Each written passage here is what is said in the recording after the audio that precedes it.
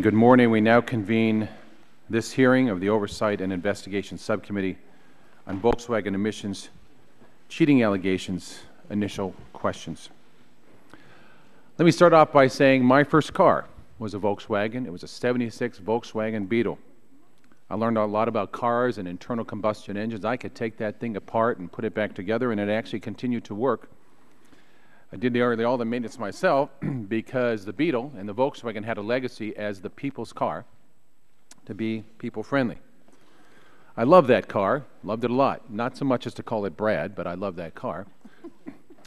But I trusted the car to get me around, and I trusted that Volkswagen would continue to build a reliable car. That word trust alone, as you know, is a key factor in building customer loyalty. And that trust is what helped build Volkswagen because we believed it's a company that looked out for customers first. Then just 3 weeks ago, car owners around the world were shocked to learn that Volkswagen AG, the world's largest automaker, admitted it had installed software for a number of years in millions of its diesel models that effectively defeated emissions controls during routine driving. This news followed the Environmental Protection Agency's public announcement on September 18th that it had sufficient evidence to support allegations that VW was cheating on its emissions tests. As EPA reported at the time, when the cars were subject to emission testing, the diesel vehicles switched into an operational mode designed specifically to pass the test, and then switched back to a different mode during normal driving, a mode that emitted nitrogen oxides up to 10 and 40 times the federal limits. In the United States alone, some 482,000 Volkswagen and Audi models were affected by the cheating software. Worldwide, the software was used in an estimated 11 million vehicles involving several VW lines.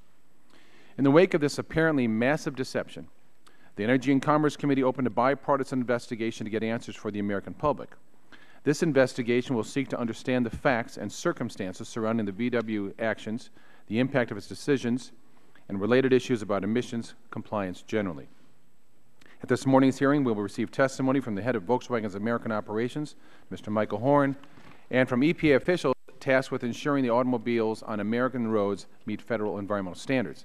In addition, this subcommittee intends to pursue answers to critical initial questions concerning the troubling revelations about VW's actions. What happened, who was involved, and most importantly, why. Let me acknowledge that Mr. Horn is appearing before us voluntarily today, and say that I expect that he and the Volkswagen organization will continue to cooperate with our inquiry. This means providing documents and information to the committee as quickly as possible, including documents that have already been discussed publicly in connection with Volkswagen's various board meetings in Germany. As I said before, there are a number of core questions we'll begin to pursue today, both for Volkswagen and for the EPA. Most critically, what happened, who was involved, why were these actions taken? And we also have a number of questions concerning the impact of these decisions on customers, family-owned dealerships, and the American public. I hope today Mr. Horn can provide some important context for us and expand upon the facts he represents in his testimony. We will look to him to explain the current understanding of VW executives about what exactly was done to these engines, and was it done to deliberately deceive government regulations and regulators. And what is VW doing to fix the problem and make whole those who have been affected by the actions? At some point prior to 2009, VW made a choice to move forward with engines and evidence engines that evidence now suggests were not compliant with U.S. emission standards. The illegal software was initially deployed in the first generation of these diesel engines, which account for approximately 340,000 of the affected vehicles. However, despite apparent advancement in their emissions control systems in 2 future generations of these engines, the software remained in place. And if the technology was improving, what did the company understand about the software cheat? And what does this mean for fixing these vehicles? Will some be easier than others? Of course, for EPA, we have questions about its compliance and recall programs. I hope we can get some clear answers today from that agency. Why did EPA's standard compliance tests and audits fail to detect problems, especially in the older technology? What is EPA doing to ensure any fix it requires of the automaker does not negatively affect vehicle performance?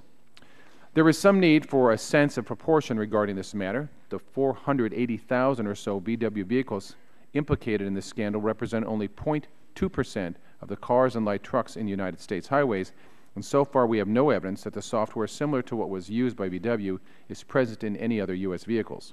EPA's ongoing testing will help address this question, but I hope our witnesses from VW and EPA can understand why our confidence has been shaken. At root, the behavior to which VW admitted represents a fundamental violation of public trust. And the reverberations of this violation can be seen across the United States and across the world as people grapple with the implications. We need to develop a clear understanding of the facts and circumstances surrounding this case, and this hearing will be a first important step towards that goal. I now recognize the ranking member of the subcommittee, Ms. DeGette, for 5 minutes. Thank you, Mr. Chairman. And in the spirit of bipartisanship of this investigation, I'll tell you my first car was also a Volkswagen. It was a 1960 VW Beetle with a rag-topped sunroof that I inherited from my grandmother. And I will tell you that that 1960 Beetle, I still miss that car. It didn't have any lines of computer code required to operate that vehicle. In this situation, fast forward to today, we know some things, but we don't know enough. And that's why I'm glad we're having this investigation. We know that in May 2014, West Virginia University published a study commissioned by the International Council on Clean Transportation that found that on-road emissions from Volkswagen's cars were well above VW standards. They also did not match the emissions outputs found under testing conditions. We know that VW tried to justify this discrepancy to regulators with explanations of technical issues and unexpected in-use conditions. We know that in December 2014, VW initiated a voluntary recall of nearly 500,000 vehicles to resolve, among other things, the emissions issues. Yet, when the California Air Resources Board tested the fixed vehicles, they found that the emissions were still above the legal standards.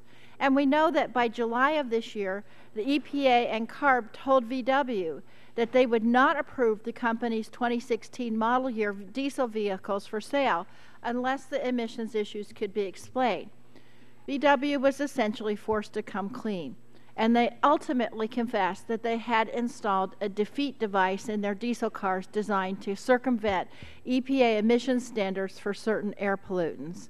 We know that this defeat device sensed when the vehicles were undergoing emissions testing and ensured emissions control systems were operating to pass. And we know that during normal road use, the emissions controls were reduced, and the cars were producing up to 40 times more nitrogen oxide than is allowed by emission standards. We know that 500,000 cars, almost 500,000 cars in the United States might be affected by this. Now, Mr. Horn, I'm glad you've come today to testify here, because while we know all of the things I just talked about, there's a lot more things we don't know and that we need answers for. For example, VW hasn't revealed how the defeat device affects the engine, why it was installed, and how it was able to evade emissions tests. You haven't revealed when and how the engines equipped with this defeat device will be fixed. And you haven't told us whether this fix will affect fuel economy or performance of the vehicles. You haven't revealed what Volkswagen told regulators over the last year as EPA and the California board were trying to figure out why the vehicle's emissions were out of compliance. You haven't revealed whether the voluntary recall that VW set in place in 2014 was just merely a ruse. Was the VW Group of America actually trying to find out what was wrong with the cars and fix them? Or did VW know that the cars had defeat devices on them and were only trying to buy time with the regulators? You haven't revealed who's responsible for this scheme. We don't know if it came from Germany and who knew about it in the United States.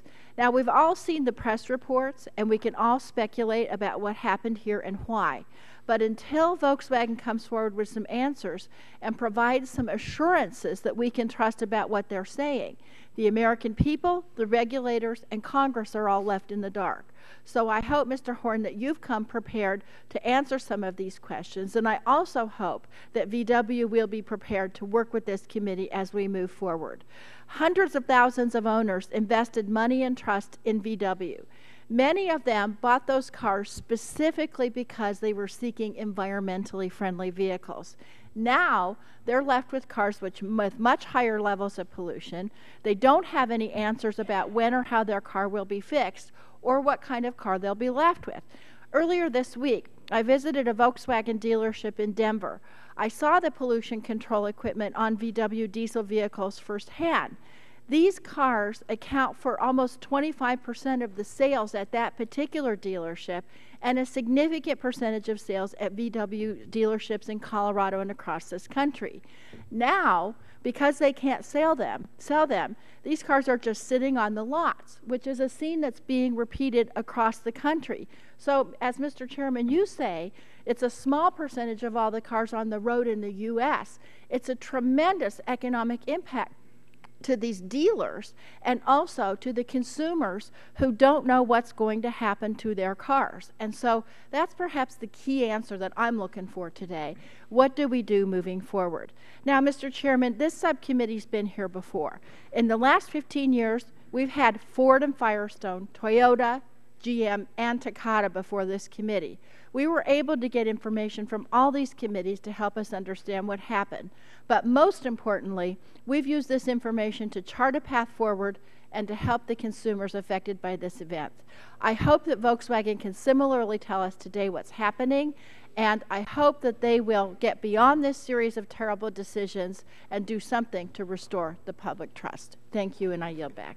Gentleman yields back. Now recognize the chairman of the full committee, gentleman from Michigan, Mr. Upton, for 5 minutes. Good morning. Thank you, Mr. Chairman. Farfanugan, it makes a car a Volkswagen. That ad campaign swept the nation in the 90s. VW has long enjoyed an almost cultish following dating back to the Beetle, VW Van, and the Rabbit. But through the years, something apparently became rotten in Wolfsburg, and cheating and betrayal became part of that game plan. There's a lot that we don't know about VW's actions or their motivations in attempting to skirt emission standards. But regardless of intent, they have betrayed the trust of regulators, dealers, and suppliers, and most important, the driving public. Probably the most famous congressional hearing question is, what did you know and when did you know it? Asked by Senator Howard Baker back in the 70s at Watergate. Now we learn that you knew some 18 months ago. So we add, what did you really do to fix it and come clean versus simply going along? Ultimately, the saying rings true. Cheaters never prosper, and that's why we're here today. We have many questions about how we got here and the road ahead. Why would one of the world's largest automakers go to such lengths to avoid emissions requirements? Who was responsible for these decisions, and why did they, for years, even as the technology improved, continue that path? If they were willing to cut corners here, what else have they done? How will you fix the flaw and when? Will the fix affect the performance of these vehicles? Unraveling these questions will take time, and I don't expect that we're going to discover all the answers today. But if VW is serious about rebuilding this broken trust, its leaders will need to demonstrate a serious commitment to answer these and many other questions prompted by its actions. This requires transparency, cooperation, and clear, consistent communication not only with this committee, the EPA, and other ongoing investigations, but also with its customers, suppliers, dealers, and general public. VW will inevitably pay a steep price for this dirty little secret. How it responds to the failure will go a long way to rebuilding or further eroding the public's trust. VW must also consider what implications these actions have for the thousands of Americans that it employs, including their facility in Auburn Hills, Michigan. Every single one of us who has ties to Michigan is proud of our rich tradition that is so closely intertwined with the success of the automobile. In fact, Michigan is one of several states that have launched their own investigations. All automakers must advance by imagination and innovation, not by gaming the system and breaking the law. We will get some additional insight today, but the committee's investigation is just beginning. This hearing is an important step. As we receive documents and information, new details are certain to emerge. I look forward to getting to the bottom of this issue as quickly as possible. I take this very personally. As the author of the TREAD Act to protect the public, Congress was very clear in our work to protect consumers from abuses from automakers, which included steep fines, and yes, criminal prosecution. VW has betrayed a nation of regulators, loyalists, suppliers, and innocent customers. It's time to clean it up or get off the road. I yield the balance of my time to Marcia Blackburn, the Vice Chairman. Thank you, Mr. Chairman. Mr. Horn, thank you for being here.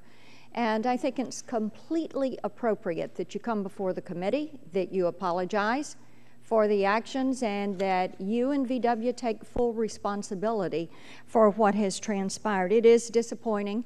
I'm fully aware that our governor has been at the Chattanooga facility, and I know that the governor, state legislators, the other members of the congressional delegation, and I are quite concerned about this. You've got a lot of hard-working, honest Tennesseans who are at that Chattanooga facility. And we are quite concerned about the actions of a few. So, a few VW employees, not Chattanoogans and not Tennesseans. We're going to be very precise with you and VW. It is, as the chairman said, and as Chairman Murphy has said, it is basically the who, what, when, where, how, and why. Why you did it, how you did it, when you did it, when you knew who carried this out, where did this take place, did it go across the brands, was it pointed at EU regulations, was it pointed at some of the climate regulations? Is the EPA too overburdened to have noticed this? This is a systemic failure. And I will also point out, someone to say it's a safety issue. No, sir, this is an issue of integrity. So we appreciate that you are here.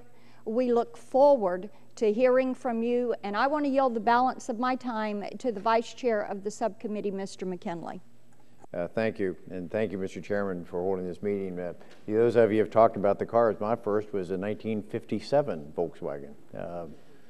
I think I've got everybody beat on that. But listen, there should be just zero tolerance for this unethical behavior and flagrant disregard of the U.S. laws, public health and consumer. That's why this hearing is important to us today. The American people need to understand what happened, and how it will be resolved.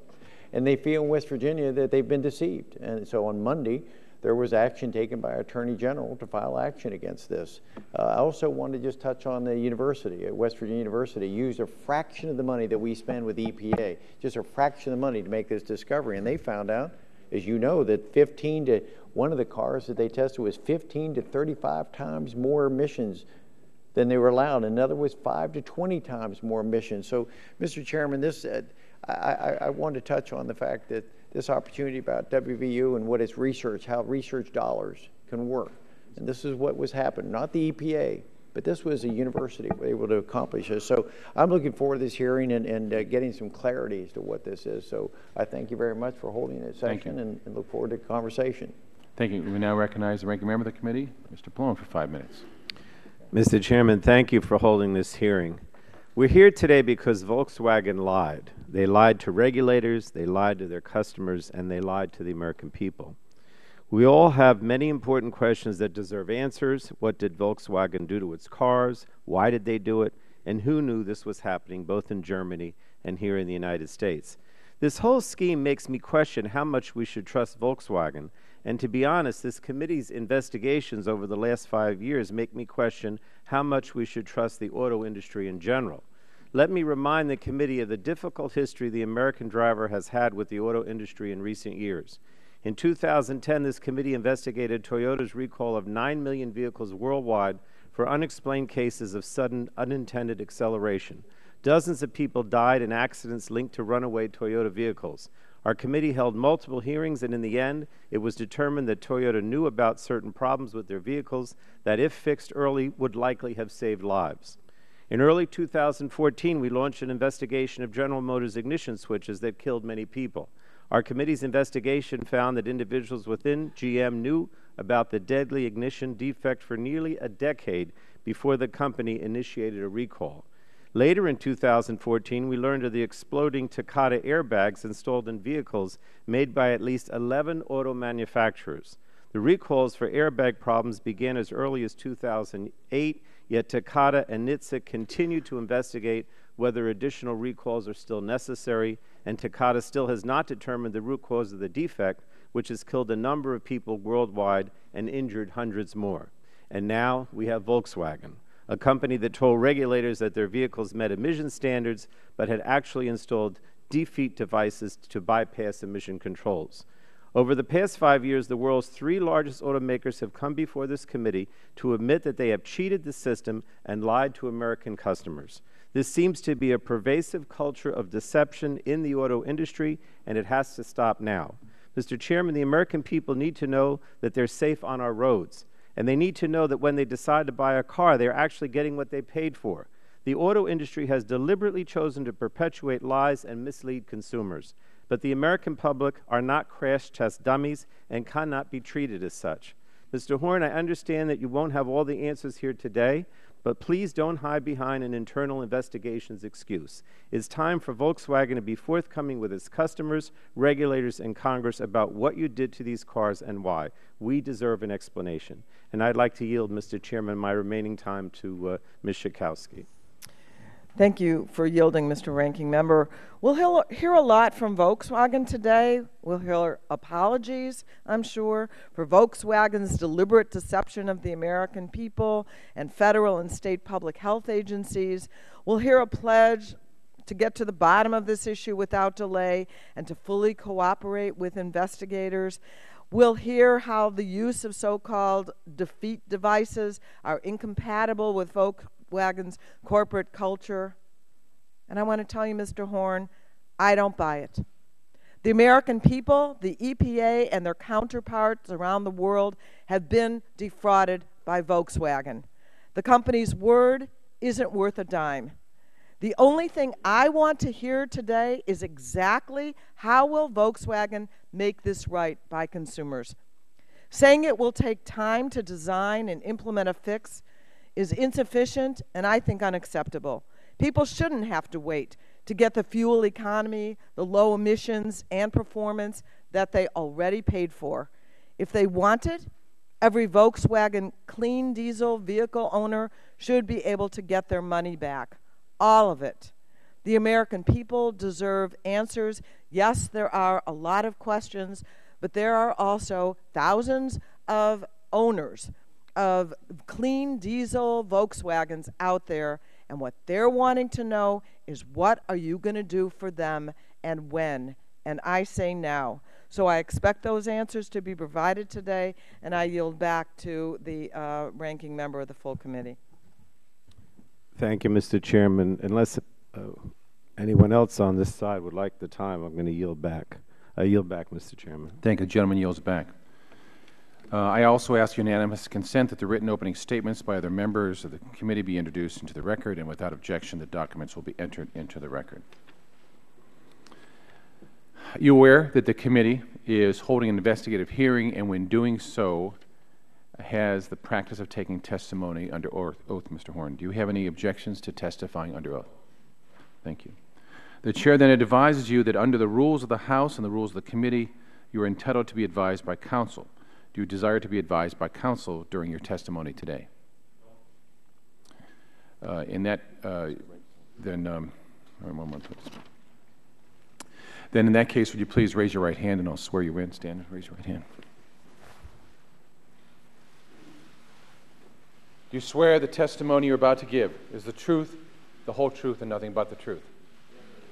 Thank you. The record show the witness answered yes. You are now under oath and subject to the penalties set forth in Title 18, Section 1001 of the United States Code. You may now give a 5-minute summary of your written statement. If you will please make sure your microphone is on and pulled close to you so we can hear you. You have to press the button. Is it on? Here. Thank you. Okay. Right. Thank you very much. Chairman Upton, Chairman Murphy, Ranking Member Pallone, Ranking Member DeGette, other members of the committee, thank you for inviting me here today to testify before the committee. My name is Michael Horn, and I'm President and CEO of Volkswagen Group of America, a subsidiary of Volkswagen AG headquartered in Germany, in Wolfsburg. I volunteered to come here before this committee at the very outset of these inquiries in an effort to show our commitment to cooperation. We have not had the opportunity to review all aspects of this matter. Indeed, the investigation is just beginning. Therefore, my testimony and my answers to your questions will be, by necessity, have to be considered preliminary and based on my best current recollection and information.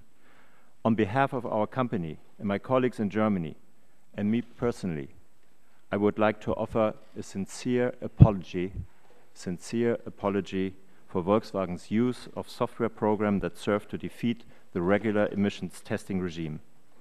In the spring of 2014, when the West Virginia University study was published, I was told that there was a possible emissions non-compliance that could be remedied.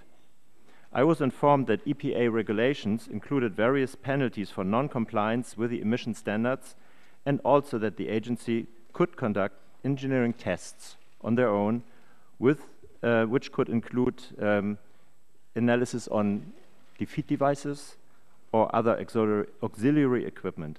Let me be very clear about this. While I was told about the EPA process, I was not then told, nor did I have any reason to suspect or to believe that our vehicles included such a device. I was also informed that the company engineers would work with the agencies to resolve the issue. Later in 2014, I was informed that the technical teams had a specific plan for remedies to bring the vehicle into compliance, and that they were engaged with the agencies about the process, and you mentioned this also in your statements. On September 3rd, 2015, Volkswagen AG disclosed at a meeting with the California Air Resources Board and the US Environmental Protection Agency that emission software in four-cylinder diesels vehicles from model years 2009 until 2015 contained a defeat device in a form of hidden software that could recognize whether a vehicle was being operated in a test laboratory or on the road. The software made those vehicles emit high levels of nitrogen oxides when the vehicles were driven in actual road use rather than laboratory testing. In Volkswagen's recent ongoing discussions with the regulators, we described to the EPA and CARB that our emissions control strategy also included a software feature that should be disclosed to and approved by them as an auxiliary emissions control device, which is also called AECD, in connection with the certification process. As a result, in order to show that we act immediately, we have withdrawn the application for certification for our Model Year 16 vehicles, and we are now working with the agencies to continue the certification process. These events, and I fully agree on this, are deeply troubling. I did not think that something like this was possible at the Volkswagen Group. We have broken the trust of our customers, dealerships, employees, as well as the public and the regulators. And let me be very clear, we at Volkswagen take full responsibility for our actions, and we are working with all the relevant authorities in a cooperative way. I'm here to offer the commitment of Volkswagen AG to work with this committee, to understand what happened, and how we will move forward. EPA, CARB, the US Department of Justice, state attorneys general, as well as other authorities are fulfilling their duties to investigate this matter. And we are determined to make things right. This includes accepting the consequences of our acts, providing a remedy, and beginning to restore the trust of our customers, dealerships, employees, the regulators, and the American public. We will rebuild the reputation of a company that more than 2 million people worldwide, including dealers and suppliers, rely upon for their livelihoods. Our immediate goal is to develop a remedy for our customers. While much work is still to be done, I'd like to talk today about how we get from where we are now to that goal. First, we are conducting investigations on a worldwide scale on how these matters could have happened. Responsible parties will be identified and held accountable. Thorough investigations have already begun, but any information development at this stage is preliminary. We ask for your understanding as we complete this work. Second, it's important for the public to know that, as the EPA has said, these vehicles do not present a safety hazard and remain safe and legal to drive. Third, technical teams are working tirelessly to develop remedies for each of the affected group of vehicles. These solutions will be tested and validated and then shared with the responsible authorities for approval. There are the 3 groups of vehicles involved, each containing one of the 3 generations of the 2-liter diesel engine. Each will require a different remedy, but these remedies can only be our first step to our customers. Fourth, we will examine our compliance processes and standards at Volkswagen and adopt measures to make certain that something like this cannot happen again. Fifth, we commit to regular and open communication with our customers, dealers, employees, and the public as we move forward. And as first steps, we have set up a designated service line, website, microsite to be a channel for this communication, and I've sent a personal letter to every affected customer. I can offer today this outline of a path forward towards the goal of making things right. Nevertheless, Volkswagen knows that we will be judged not by our words, but clearly about our actions over the coming weeks and months. These events are fundamentally contrary to Volkswagen's core principles of proving value to our customers, innovation and responsibility to our communities and our environment. They do not reflect the company that I know and to which I have dedicated 25 years of my life. It's inconsistent that this company involved in this emissions issue is also a company that had invested in environmental efforts to reduce the carbon footprint in our factories around the world, where our plant in Tennessee is the best factory in this respect. In closing again, I apologize on behalf of everyone at Volkswagen. We will fully cooperate with the responsible authorities. We will find remedies for our customers, and we will work to ensure that this will never happen again. Thank you again for allowing me to testify today, and I look forward to your questions. Thank you. Thank you, Mr. Horn. I now recognize myself for 5 minutes of questioning.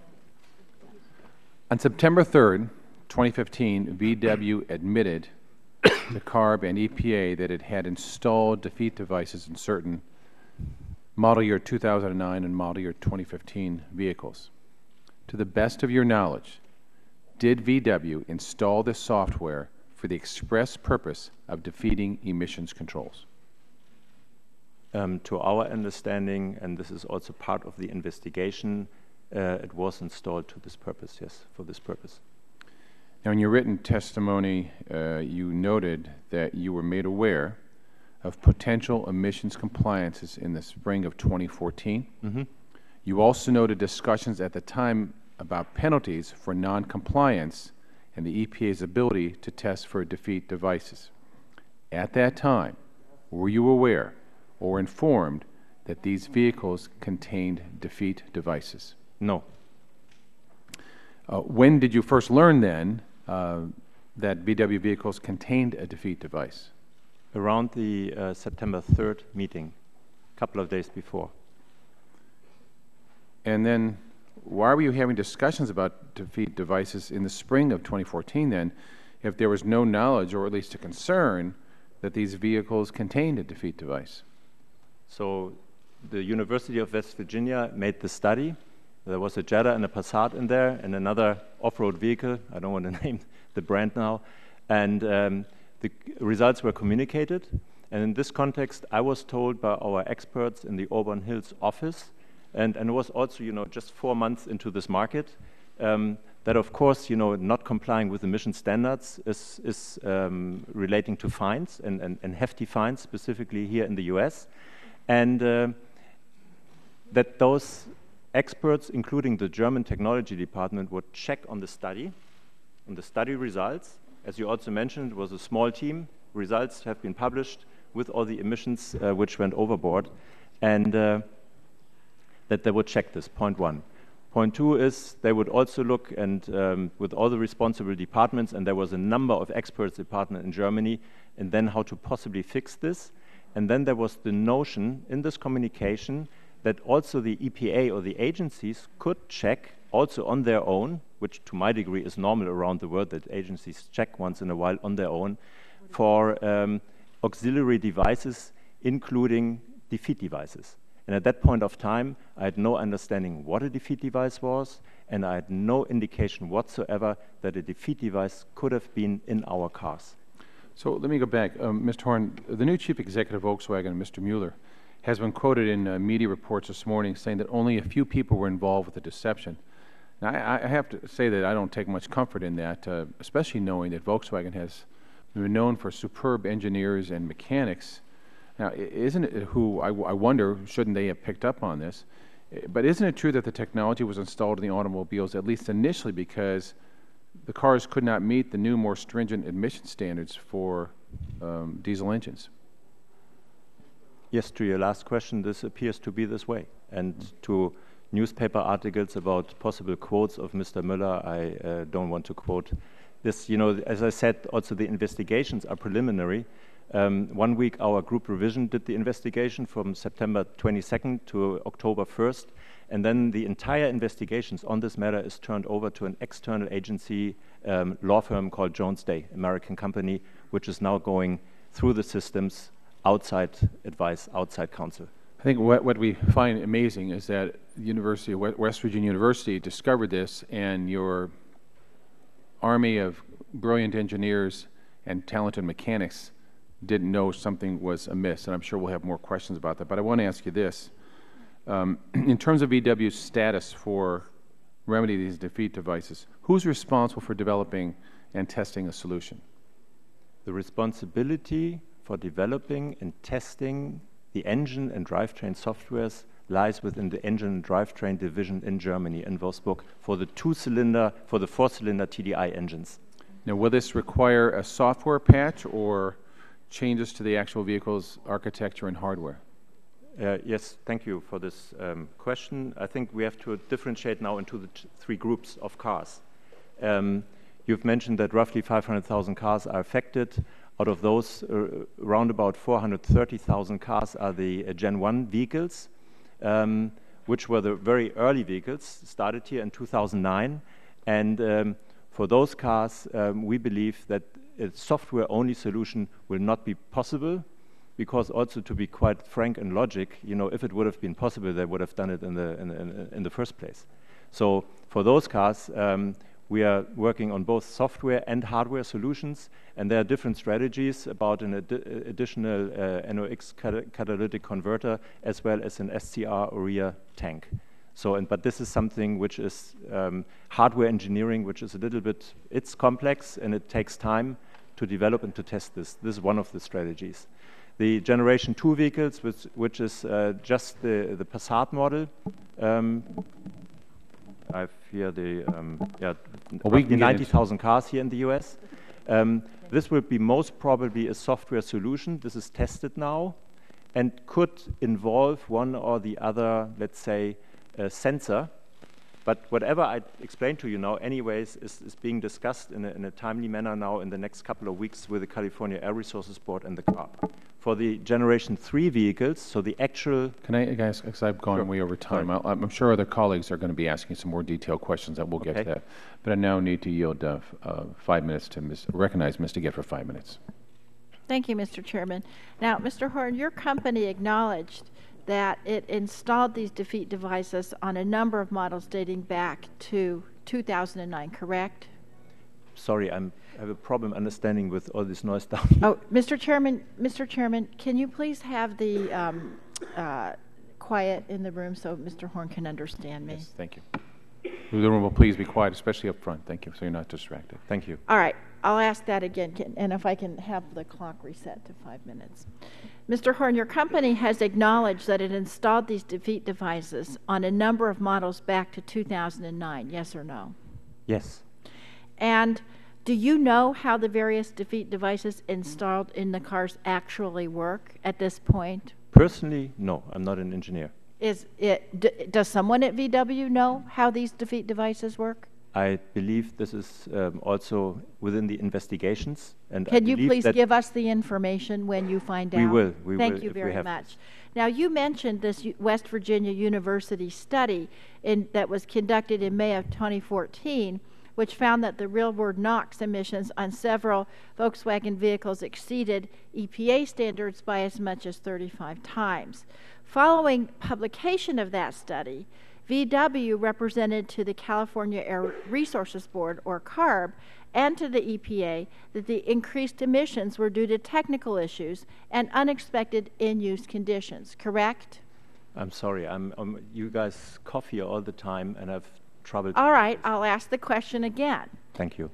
After that study by West Virginia University, isn't it true that VW told the EPA and the California board that the increased emissions were due to technical issues and unexpected Yes. in-use conditions. Yes, Yes. true.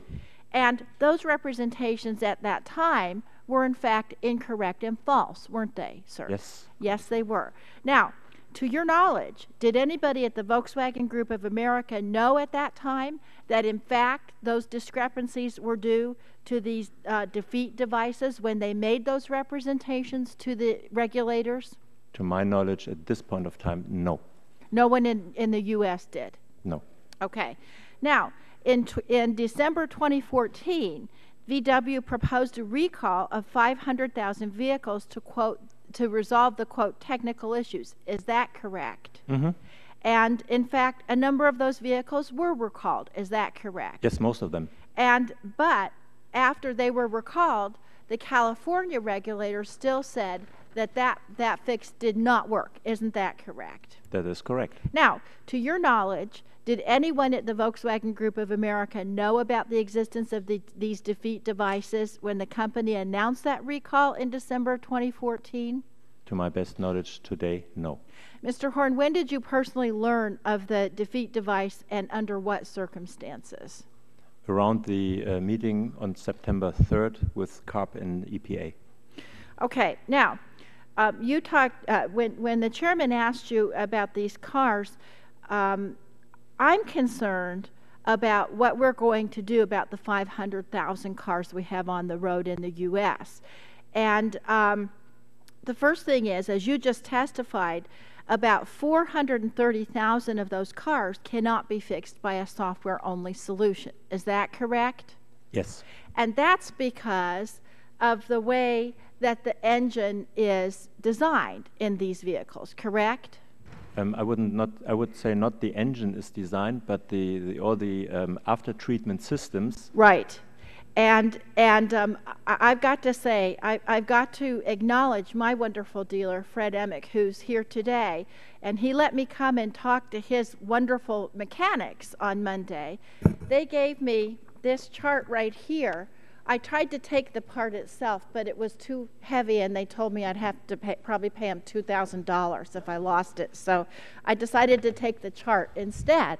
This is the chart of the exhaust system on these 430,000 cars.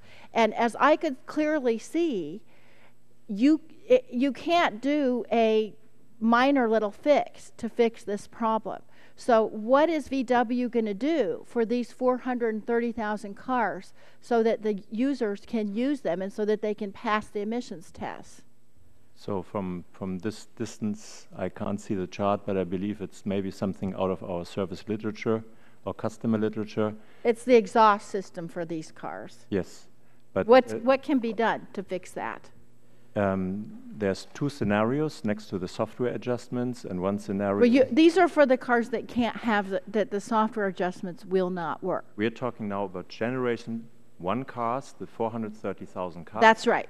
The picture you have shown, and the treatment software alone doesn't work because otherwise they would have done it right. Right. So what are you going to do for those cars? Two technical scenarios: either an urea tank, SCR tank, to put AdBlue in there, or a specific catalysator for the NOx. Okay, but those cars don't have the urea tank right now. No, that's why it has to be. So this would be a major fix, correct? Yes, ma'am. Now, what is the time frame VW has set for that fix?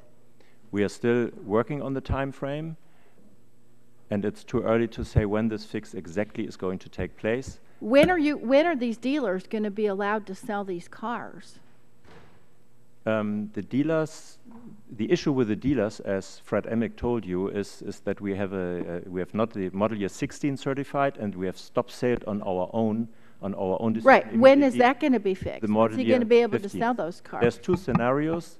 A scenario, we are now trying to get a conditional approval with the EPA until we have the final software fix beginning of next year. Beginning of next year. And in the meantime, what are the dealers and the customers supposed to do, the ones who have these cars? Well, in the meantime, no customer can buy a car because it's not available for them. And with the dealers, we've very early started a program to work with them, to also help them financially, and to communicate with Okay, them. but the 430,000 cars Yes. that are already on the road, what are those customers supposed to do? Their cars cannot pass the emissions test. The EPA has said, and they've repeated this also in their statement, that these cars are legal and safe to drive. Thank you. And until now, there's no indication that they didn't pass any emissions test. Thank you. Gentleman's time's expired. Now we need to recognize the chairman of the full committee, Mr. Upton of Michigan, for 5 minutes. Well, thank you, Mr. Chairman. I want to go back to the specifics of the defeat device. So I live in Michigan. Where I live, we don't need to test our cars for emissions on an annual basis, as many states require. Certainly in this region here in D.C., I know they do. So how is this defeat device actually set up so that it was different when an individual drove it down the road versus taking it to a service station and getting the emission sticker that is often required in the states that require such? So I've been told a couple of things, but I just want to know if you can walk me through how that could change the emission system. What happens? I can share my best knowledge, but I'm not an engineer, neither a software engineer. Well, but let me try to explain. My understanding at this point of time is that the software was designed that the vehicle or the software could detect whether it was on a dyno, on a testing laboratory environment, or whether it was on the street. And one example of this, as experts have explained to me, is that the software could detect whether the steering wheel made an angle. So, and there might have been, and there will be other parameters, like maybe speed and change of speed and those things. Maybe the weight of the driver in the driver's seat? I don't think so, but maybe. I don't know. So, wouldn't it be easy to develop the software that would just remove that? Yes, this software will be ready. But of course, when that happens, the car isn't going to meet the emissions test. Regarding the model year 16 and 15, which we are the generation 3 cars, which we are discussing right now with the agencies, the defeat device will be either switched off and from January onwards will be completely taken out of the car, and those cars will pass the emissions tests. But so how many vehicles will not pass the emissions test of the ones that you've identified? Now, my question. So you'll be able to do that with the later versions, right? We have, but not the earlier versions of the vehicle. They won't be able to pass by turning off the device, the defeat device. There'll be a number of cars that, in fact, will not meet the current standards, and that's your current standards. Yes. And right. How many of those vehicles are there on the road? Well, we have a total of 500,000, 430,000 Generation 1 vehicles, 95,000 Generation 2 vehicles, and then it's around 70,000 Generation 1 vehicles. And so now all of these cars are out of the legal compliance, clearly. But as EPA said, all these cars are legal and safe to drive for the owners. So we're not selling the cars, but the owners can legally drive and safely drive their cars. So your dealers across the country, they have their finance plans where they have quite an inventory, I would guess, of cars that they're now unable to sell. They paid in advance for those under the financing plan that the dealers have, and they are not going to be able to sell them for a number of months, perhaps even as long as 6 months at a minimum, until the fixes can be done. What type of remedies are you offering the dealers in terms of financial incentives, knowing that they've paid for these cars and frankly lost a boatload, I would imagine? Yes, and this is that also inventory has got to be pretty big loss.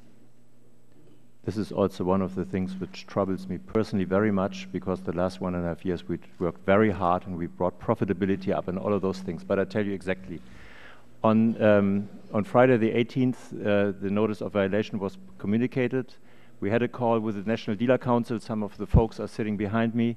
On Monday, we issued our first financial relief aid. So we put all the TDIs, used cars, CPO cars, and new cars on free flooring.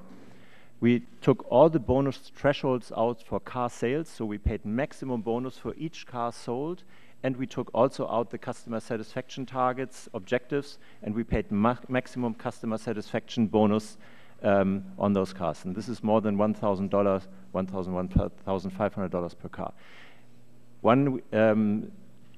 Coming towards October now, we provided every dealer around the US with a discretionary fund, which was explained to them through the district managers, sales operations managers, and which was wired to the dealers on October 1st. I don't want to call out the number, but it's a significant amount of money in order for them to have flexibility. So no accountability towards us, flexibility to solve the most urgent customer cases, or to invest or to put the money where they think it would be fit.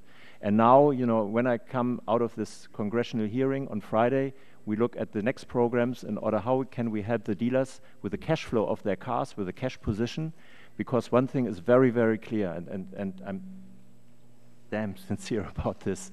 The dealer profitability in this country is my first objective, and I said this in January 1st, and I continue to say this. So this is one part, and also on Friday we look very intensively into the customer remedies and what we need to do the customers, and there will be the first scenarios on the table. All right, thank you. The gentleman's time has expired. Now recognize the ranking member of the full committee, Mr. Pallone, for 5 minutes. Thank you, Mr. Chairman.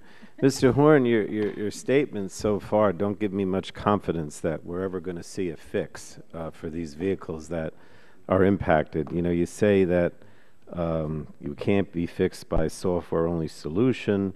You don't have a necessary timetable as to when the fix is going to begin.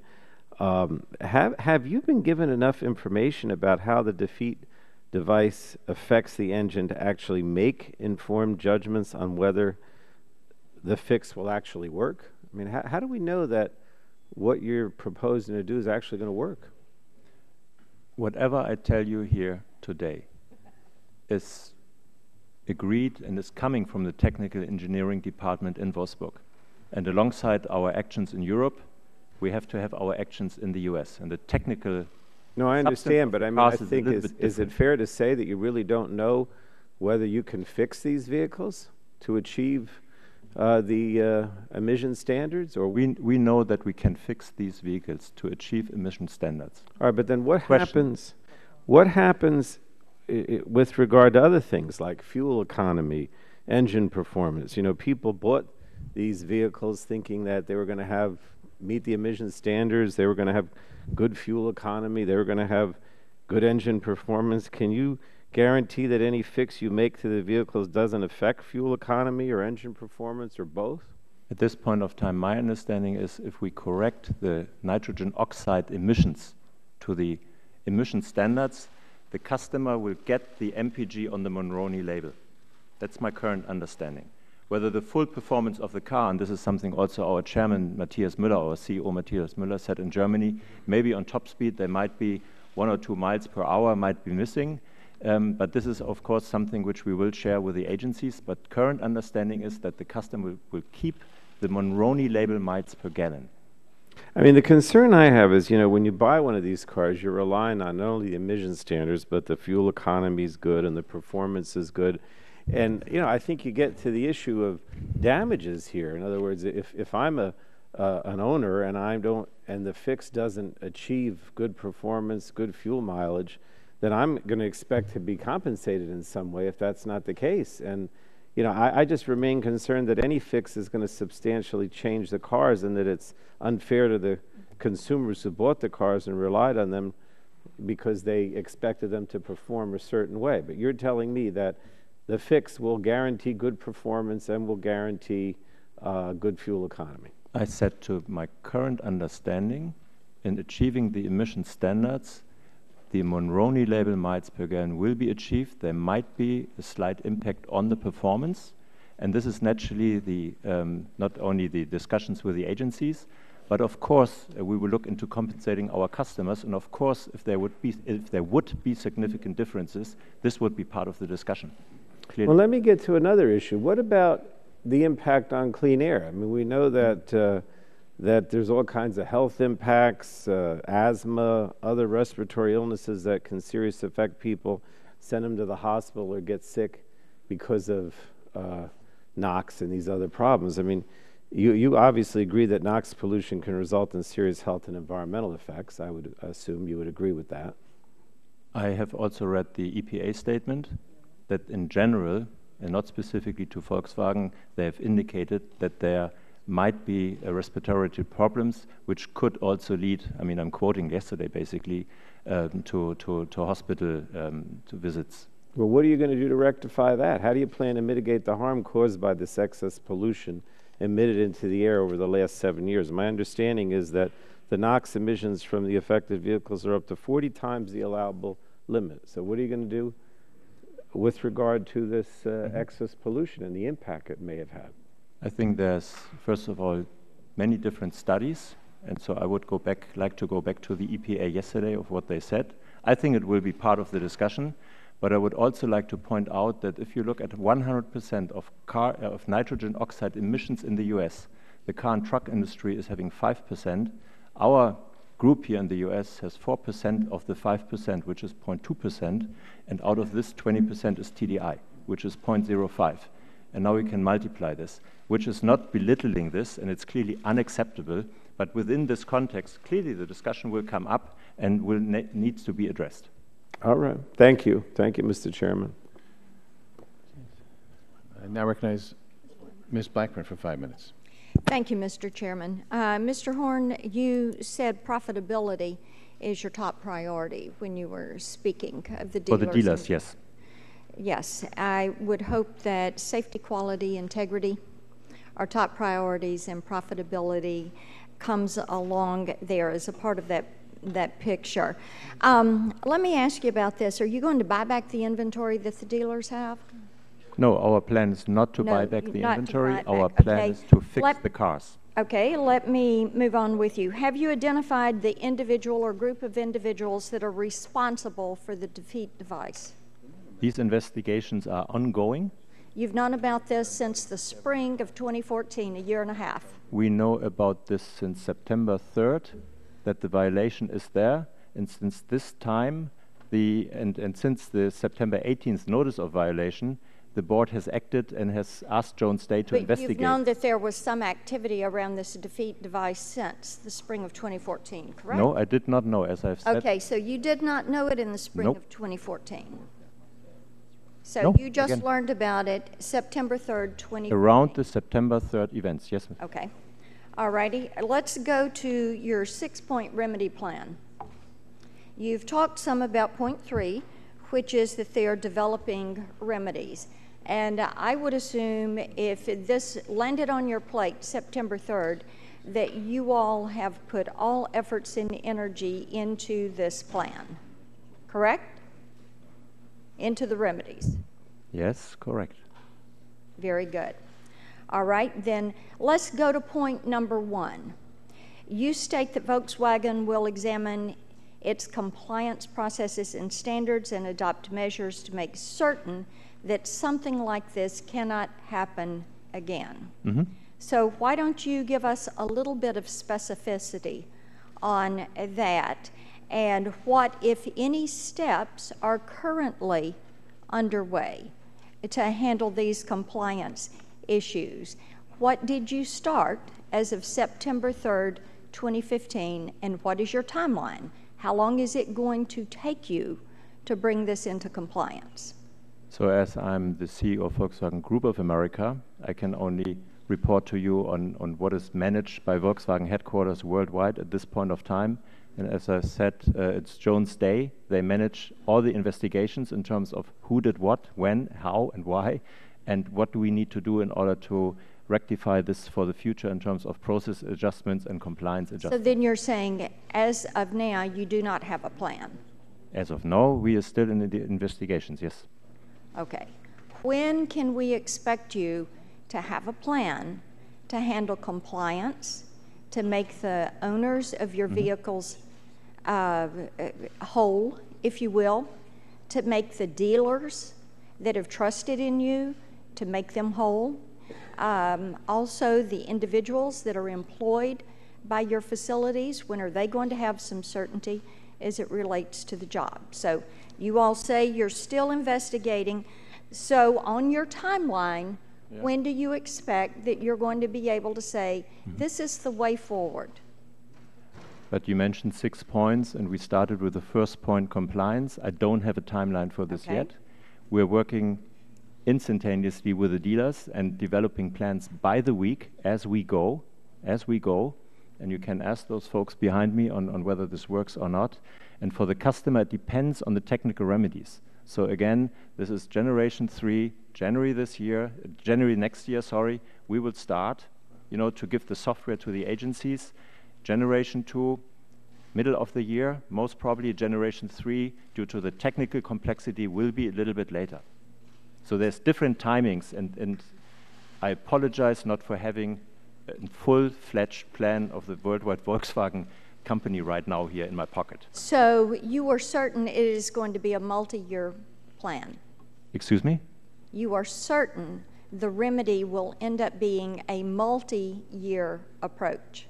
Yes. If you look at if you look alone at 430,000 cars, and the repairs might take 5 to 10 hours even in order to fix this, technical fixes. And if you look at your recall history in this market, also with NHTSA, then these actions take 1-2 years minimum.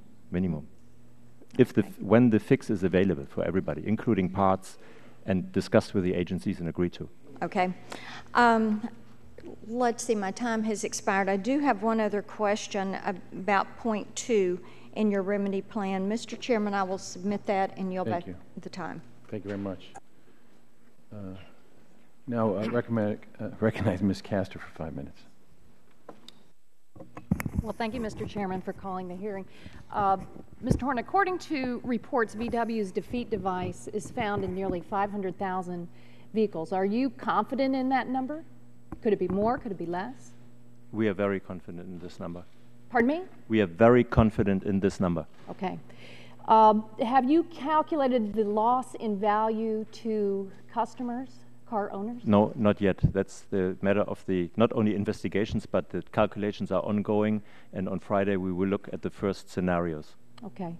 You've called your investigation preliminary, but you've known about this for a year and a half. The problems first came to light in May 2014. Is that correct? No, this is not correct. As I explained, the study was published, and I had no reason to believe that there was a defeat device in those cars. Well, you found out, according to reports in 2014, that there was an issue. Isn't that correct? An emissions issue, yes, that's correct. So what did you do at that point in time? At that point of time, a plan was asked for from the engineers, and in July 2014, middle of the year, they presented a plan to me, which was, and this is very important also, which was agreed and discussed with the Product Safety Committee worldwide, and these are those guys who manage all the recalls, all the service action worldwide, including technical, procurement, legal, service, and those things.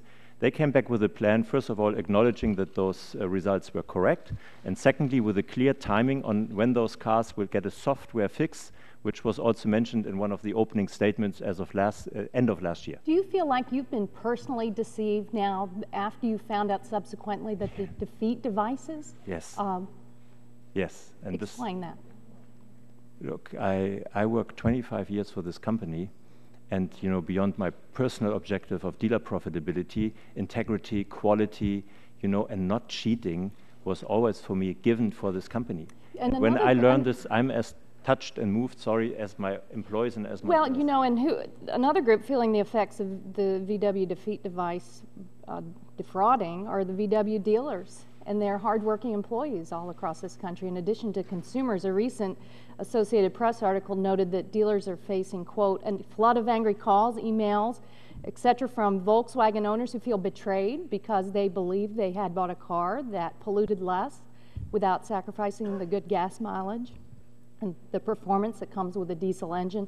Mr. Horn, how many VW dealerships are there in the U.S.? We have around about 650 VW dealers and 350 Audi dealers. And on average, how much of a VW dealer's business do these diesel models? 25%. And these dealers are now the front line for unhappy customers who feel betrayed by the Volkswagen brand.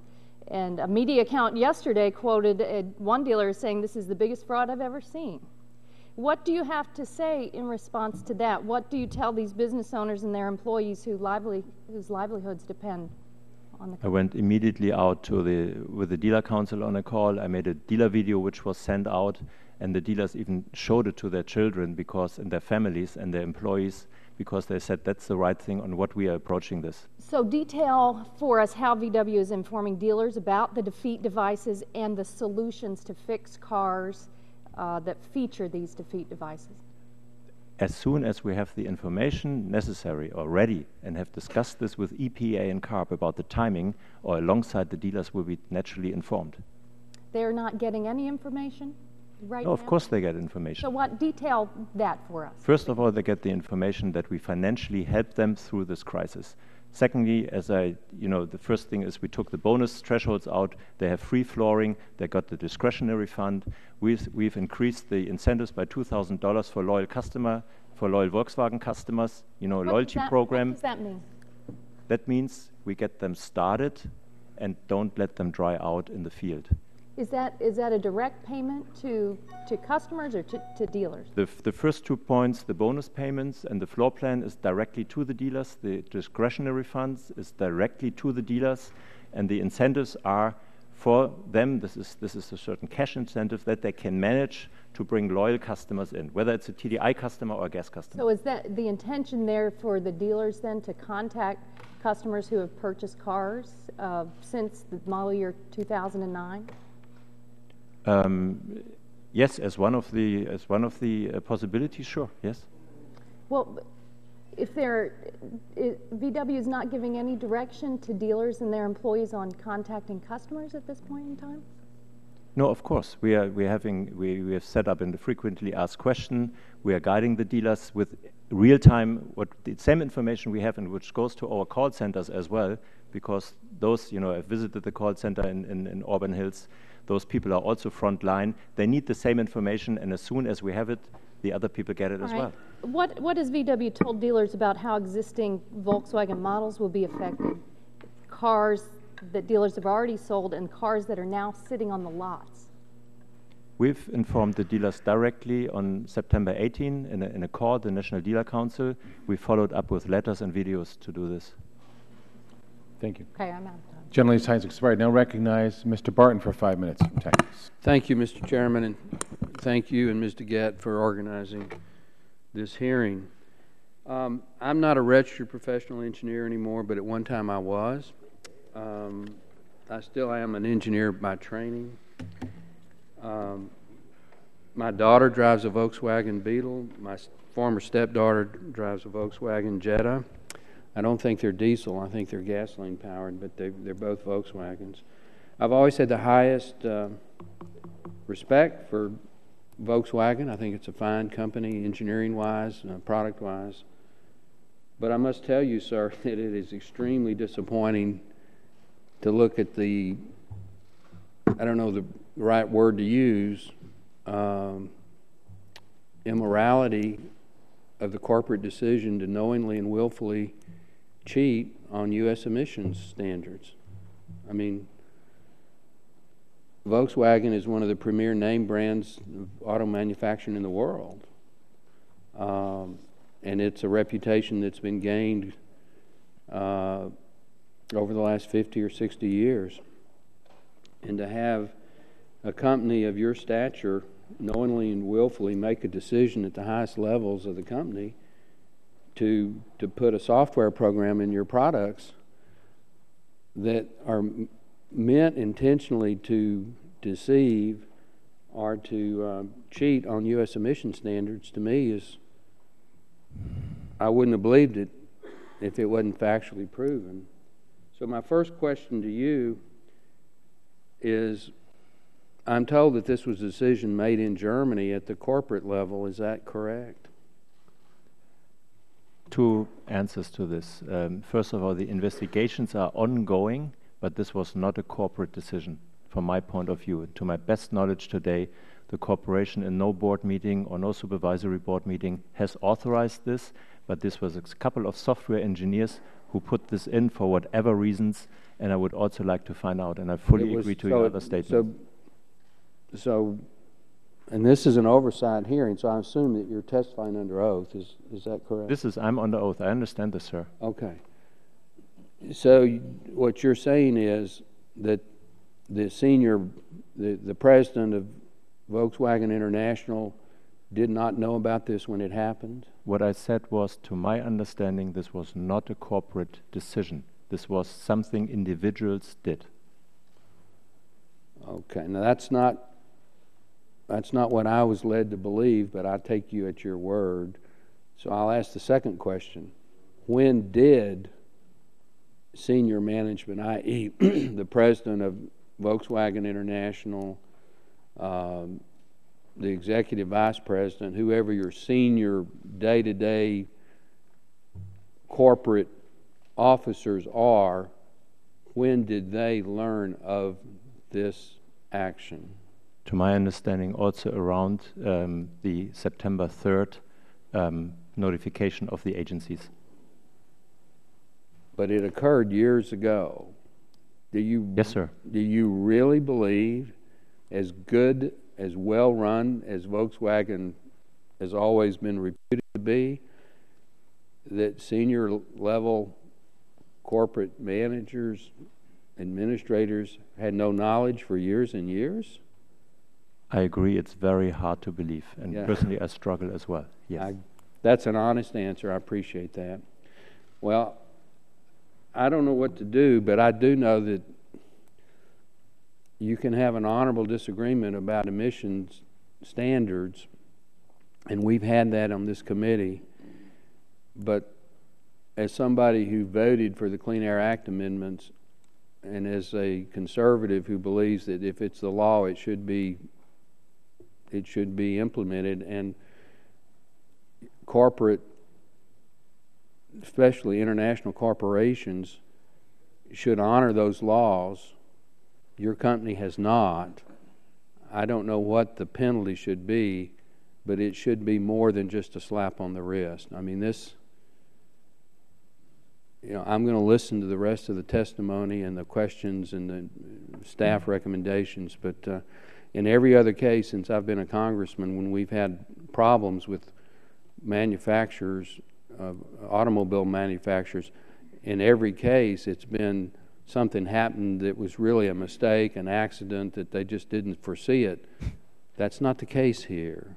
Yes. There was a knowingly and willful decision to deceive in one of the most important markets in the world, and that, sir, is just wrong. And with that, fully agree. Thank you, sir. Bye. Thank you. You now recognize Mr. Kennedy for 5 minutes. Thank you, Mr. Chairman. Mr. Horn, thank you for being here today. I understand you've said several times your testimony is preliminary and there's investigations ongoing. So I appreciate that and I recognize that. I do want to go back to what a number of my colleagues has gone to with regards to the timeline here. My understanding, and from your testimony, was that in the spring, I think specifically May of 2014, was when Volkswagen became aware that there was some issue with regards to emissions. Is that right? Yes. And then it was from May to December that CARB and the EPA launched investigations into the emissions, and the company itself, VW, started an investigation as to what led to the oddities, if you will, with regards to the emissions testing, right? I can't answer this really. I mean, I know that the actions to remedy these findings were discussed with CARB and EPA. Whether they have undergone own investigations between May 2014 and December 2014, I don't know. I know they did this afterwards when we started to flash the cars with the new software. So, okay. If I tell you that EPA and CARB continued an investigation after that preliminary report from May, that there was they continued their investigations. Then December 2nd, 2014, VW shared testing results with EPA and CARB and proposed a recalibration fix. Is that accurate? Yes. And then VW initiated a voluntary recall of approximately 500,000 vehicles to try to deal with that recalibration issue. In May, CARB commenced testing, May 6th, I believe, 2015, CARB commenced testing to discern whether the fix that VW had proposed adequately and accurately fixed the underlying issue. May 6th to July, through July 2015, CARB conducted laboratory and on-road testing to confirm the efficacy of the recall. What I'm getting at here, sir, is July 8th, CARB shared test results with VW and the EPA, prompting a series of technical meetings, from my understanding. And according to CARB, in the course of those meetings, VW disclosed that there were several issues, the Gen 1, Gen 2, and the 2015 model of the improved SCR vehicle known as Gen 3 had a second calibration intended to run during only during confirmatory testing. So there was some knowledge, at least in July of this year, that there was some manipulation of software code with regards to the testing, was there not? This meeting you're referring to, I don't know. I can tell you that the first issue it got back to me and my attention was on the 20th of July when my people of product marketing came to me and said we don't get the Model Year 16 diesel certified. And then I immediately wrote a letter to the, on email to Dr. Jacob Neusser, the EVP for Research and Engineering in Wolfsburg, and I escalated this and I said, and the explanation was twofold. A, there was new systems, and I don't know whether this is right, and B, there's still information missing. So also my teams in Herndon with the National Sales Company did not have this information. And then only in the weeks afterwards, it started to unfold. And so, sir, if I am understanding the broad aspects of your testimony correctly, this essentially, as you've said a number of times, this was not a company decision. This was a decision made by a number of individuals yet to be ascertained underneath at some other levels of the company that does not affect a corporate decision by the board, by yourself. Is that accurate? That's my understanding, yes. So as of now, at least according to press reports as of this morning, there's 4 individuals that have been suspended. Is that right? I don't know. This is press reports. Has there been, to your knowledge, has anybody been suspended at this point? I can't share names with you. There's no communication. Has there been anybody that's been suspended at this point? Has anybody as of now, after Volkswagen for knowing at least of some inconsistencies with test reports for the past 18 months, has anybody been suspended or lost their job? To my understanding, there have been 3 people suspended, but I cannot share the names here due to German law. And I'm not asking for the names, sir. You mentioned the figures roughly that this would take 1 to 2 years, 5 to 10 hours per car, and roughly 430,000 cars. Do you have any estimate at this point as to what the direct losses for Volkswagen would be because of this incident? I think the losses are depending A, on the fines we will get and we will have to pay, and then also B, on how much money it takes to fix those cars, and C, on how much money we will have to pay to compensate the customers for what we did. And this is a whole lot of money, I'm quite sure. And so, sir, I think the overall question that you're sensing from myself and colleagues is that I understand that this was a decision that you're indicating was made by people underneath you. It does get to the overall corporate integrity of the company. And so what, if you can say, is going to be done to restore faith in the overall corporate structure of Volkswagen? First, very important clarification, it was not done by people under me. I'm the CEO, President and CEO of Volkswagen Group of America, and those things have been developed in the relevant software departments in Germany, which is totally out of my jurisdiction or steering. And the second, to get your answer, hopefully in the right way, with the compliance investigations, we have to streamline our processes, and this company has to bloody learn and use this opportunity in order to get their act together. And 600,000 people worldwide have to be managed in a different way. This is very, very clear. Thank you, sir. Yield back. Now recognize the Vice Chair of the full committee, Mr. McKinley, for 5 minutes. Thank you, Mr. Chairman. Several things. First, you opted not to challenge the WVU decision, the research that was done. So it is, you've not challenged the research that was done. Everyone has recognized you did knowingly then violate. Is that correct? I don't understand this question, sir. I'm sorry. Were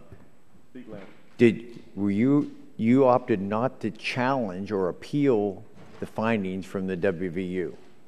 So does that mean you accept you knowingly violated? No. No, sir. You did challenge and appeal the WVU findings? I did not challenge because software actions, recalls, service campaigns in the millions for this company is normal doing business. I was worldwide service and parts executive for Volkswagen worldwide. I've been to the product safety committee. I know how the system is working with all the experts and that we get a seal of approval onto those actions. And I'm not the technical experts, and there's enough people in the system. Well, let me get to the crux of more of my question. Is this, I know the EPA fines, we just had a situation where a small poultry farm was fined $17,000 a day because they were allowing dust to come out of their chicken house out into the neighboring. We've seen steel mills being fined $3, $5, $7 million daily until they clean up their discharge into a river. We've seen coal mines and other operations. So there has to be, I think you can understand, there ought to be consequences for this violation. So I'm curious, I assume you're accruing something on your financial sheets for what could be a could be an expected penalty for having violated the laws here in the United States. Can you share with us, or will you share with us, what you're accruing on your balance sheet for penalties, expected penalty? For the time being, I mean, there's an official information that the company has accrued directly 6.5 billion euros in the first step in this year. Maybe this is enough, maybe this is not enough, I don't know. And the rest will have to be worked out with the specific experts as we've hired enough experts, I can tell you. Thank you. Now, when you import your vehicles in, you have to provide a certificate of conformity with the EPA standards. From what I understand, the defeat device was not included in that certificate of conformity. Is that correct? That's my understanding, yes, sir. Can you share with us why someone tried to deceive the American government? Why that wasn't included in the application of conformity? Because those people who did the applications most probably did not know that it was in there. Who could you share with us who's responsible for this failure to include a description? Is this limited to one, two people? There's we have an office which is called EEO in Auburn Hills, which is directly linked to the German Research and Development Department. They work together. They get all the information, all the results, testing things, technical specifications, and then they file the applications for conformity and all those. Mr. Horn, thank you for testifying before us. Let me use one last question. Is many of us have been talking about this defeat device. For the American public to understand what this is, can you explain what this defeat device is and how it functions? Yes, to my understanding, the defeat device is not a device, but it's a software code in the engine and exhaust system management, and which this software detects whether a car is on the dyno testing environment or whether the car is on the road being driven. And one example, for instance, is the steering wheel angle and how many times it's been changed. Because once a car is on the dyno, it's on a dyno, nothing changes. And if the car's on the street, the steering wheel changes, and since there are so many sensors in there, these are one of the examples people gave me on how this device, which is a software code again, worked, but hidden in millions of software codes. So if you don't know this, very difficult to detect from my limited technical understanding. Thank you. I yield back my time. Thank you, gentleman. Yields back. Now recognize Ms. Schakowsky for 5 minutes. Thank you, Mr. Chairman. I have in my hand a letter from Volkswagen that was sent to one of my senior staff because she is an owner of your car. I remember when she bought the car and how excited she was about the clean diesel. The letter says your vehicle remains both safe to drive and legal to drive. You do not need to take any action at this time. All we ask is for your patience. I have to tell you, if I were a driver of one of these vehicles that's contributing up to 40 times the amount of emissions, I would want that addressed right away. I have a son and a grandchild who regularly uses an inhaler. I'm not excited about contributing to or driving a car that that has that kind of emissions. So how much patience is my staff supposed to have? What's the timeline here? What's the best scenario and the worst scenario in terms of timeline for fixing this? For the Generation 3 cars, this is model year 16 and 15, the timeline is beginning of next year, complete fix. For the Generation 2 cars, it's still under development. This won't start, from my judgment, before middle of next year.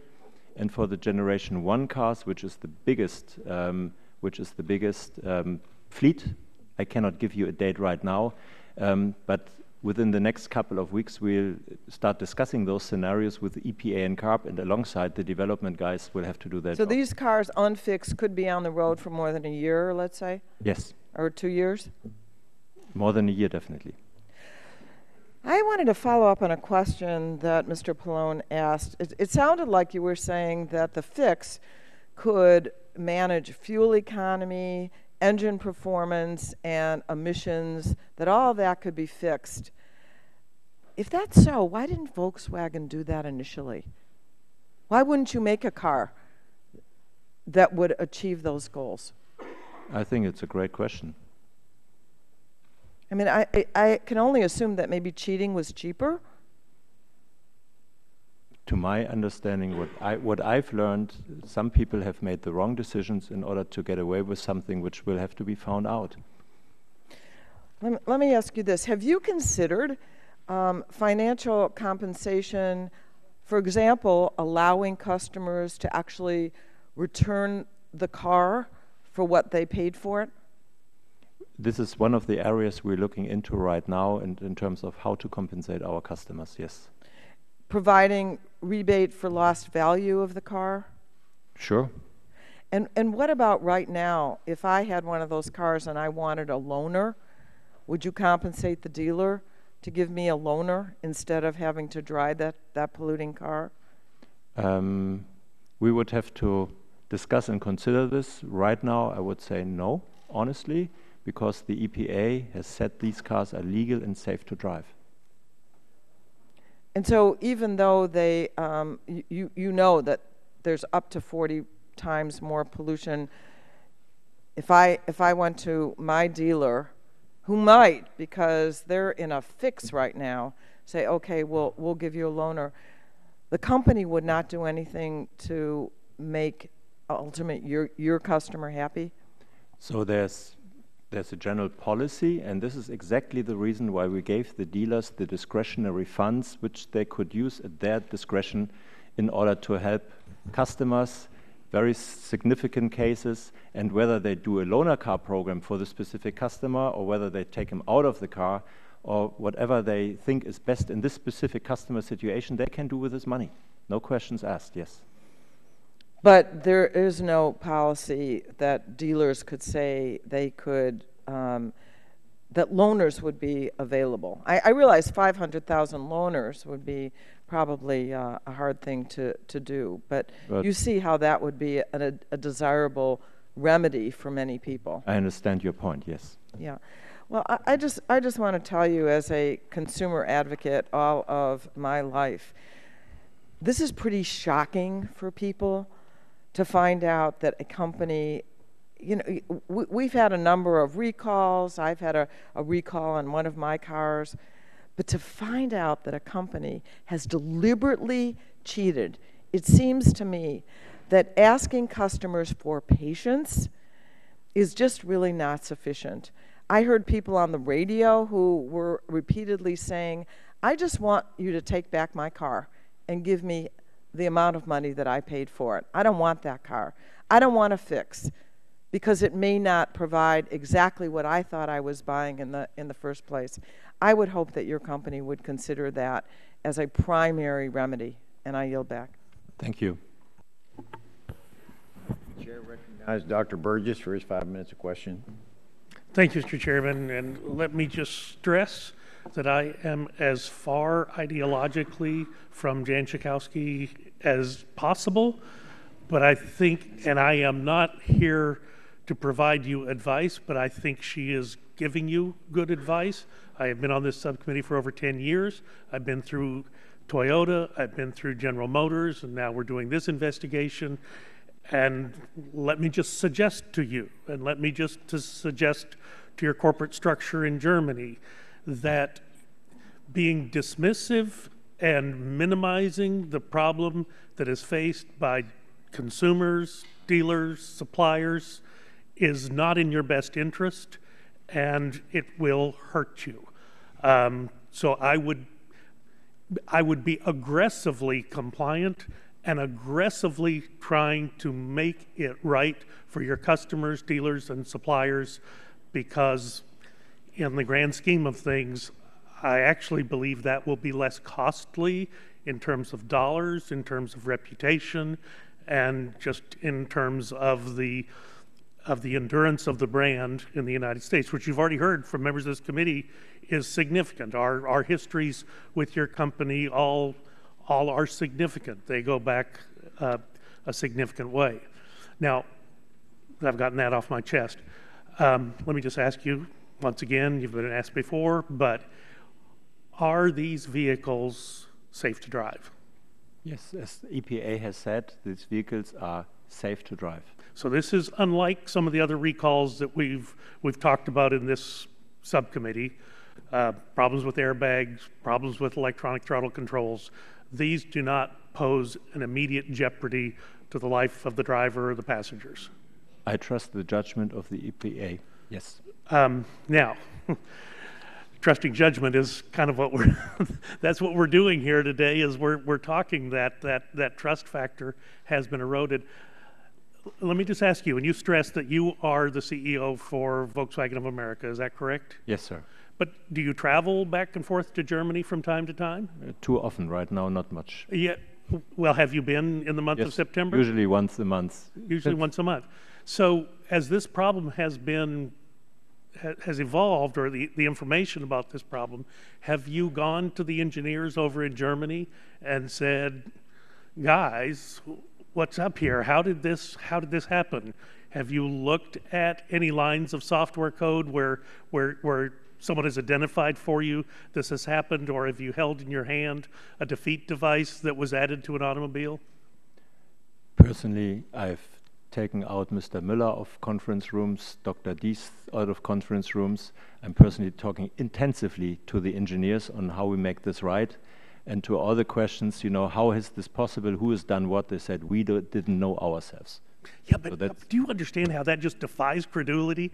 I mean, here is a software program that wasn't just written. I mean, I'm suggesting here it wasn't written by one person in their basement in the dark of night. I mean, this had to be a team of people who were working on this. You've got these rascals over here in the EPA, the United States, and they're just hard to deal with. So we want to do something that we'll be able to sell our cars, and we'll just trick them. We'll just trick them. I mean, and then somehow you're going to integrate that into the supply chain of a multinational corporation, and nobody knows a darn thing about it. I mean, that's what you're asking us to believe. Can you understand why, and you've heard it from a number of members, it's just incredulity that could in fact happen in a large multinational corporation? I fully agree, sir. Have you asked that question to the people who are superior to you at Volkswagen in Germany? Who was superior to me, the guy is not on board any longer. It's called Christian Klingler. He resigned due to other reasons. Well, I just almost don't know what to say. Apparently, in the public domain, in the middle part of the last decade, there was some suggestion that Volkswagen, in an effort to try to sell its diesel high-mileage vehicles in this country, was in the process of leasing software to deal with this emissions problem from another company. Is that correct? The Blue Tech software, I believe, is the name that is used? I've read this in the newspapers, yes. So, okay, so it's in the newspapers. Why have you yourself looked at, why did they look at this and then stop those negotiations for those leases? What What changed? Did we develop some technology at Volkswagen? Did we develop a defeat device at Volkswagen? I mean, these are some of the questions that are just going to have to be answered. And Mr. Chairman, let me just say, and I recognize and I appreciate Mr. Horn being here. I think that we are doing this hearing prior to the time that your document production deadline has expired. So we recognize that you are here voluntarily, and it is your sincere effort to comply with the wishes of the committee. But let me just say, all of us represent dealers, consumers, suppliers, and their lives and livelihoods are extremely important to us, and that's what we've got to keep first and foremost. I yield back, Mr. Chairman. Thank you. And the chair recognizes the gentleman from Texas, Mr. Green. Thank you, Mr. Chairman. And for our witness, we have other subcommittees going on, so you'll see members come in and out during the day. When I first heard about it, I was amazed that a company that's as great as Volkswagen could let this happen. And, you know, even to the executives maybe who didn't know, because the image of the company, not only in our country, but in Europe and around the world, is so great. Our committee wants to get some answers, and I'd like to understand more about Volkswagen's own investigations and your efforts to find the cause of the debacle. News reports have discussed several internal and external investigations initiated by Volkswagen. Mr. Horn, please explain Volkswagen's own investigations into this incident and how they're different from each other. The investigation started, I talked yesterday to our head of group revision on September 22nd this year, went on with our own group revision department, group compliance audit department until September 29 for 1 week. And then all the documents, all the preliminary documents were turned over to the American law firm Jones Day, who is investigating this on behalf of our supervisory board. Okay. News reports have discussed several internal and external investigations. So that was the only one you had that was the auditors from September the 22nd to the 29th? Are there any other investigations Volkswagen's conducting? To my understanding, after the notice of violation from September 18th from CARB and EPA, these investigations have started right away, and this is what I told you to my best knowledge. I don't know of any other investigations. Do you know if the actions are in the United States or Germany or in both, or everywhere where Volkswagen sold these vehicles? Worldwide. Okay. Would you commit to sharing these investigations with the committee, the results of these investigations? I commit to get as much information as possible to this committee, yes. Okay. Thank you. Last week, one news outlet reported that, quote, the steering committee of the car maker's supervisory board met last Wednesday to discuss the preliminary findings of the probe into the scam. And that's a quote. What were these preliminary findings that were revealed last Wednesday? Sorry, I'm still a little bit confused by those folks here down there clicking all the time. Could you repeat your question, please? Okay. There's a quote, the steering committee of the car maker's supervisory board met last Wednesday to discuss preliminary findings of an internal probe into the scam. What were these preliminary findings that were released last Wednesday? Our own supervisory board of Volkswagen AG. I don't have access to these preliminary findings. Can you get a copy of it and share it with our committee? I can definitely try, sir. Pardon? I can try, sir. Okay. You are the CEO. I'm the CEO of this company, and then there's a supervisory board, and there's a group of people who are quite above me in Germany, and the supervisory board has to make this decision. And I think, you know, with the commitment our company has, there's a very good chance that the company will provide at that one point of time the necessary documents to provide more clarity into these facts here and to this issue. Well, again, like my colleague, I appreciate you being here voluntarily, but it would be great if we could actually get that in our committee for our investigations.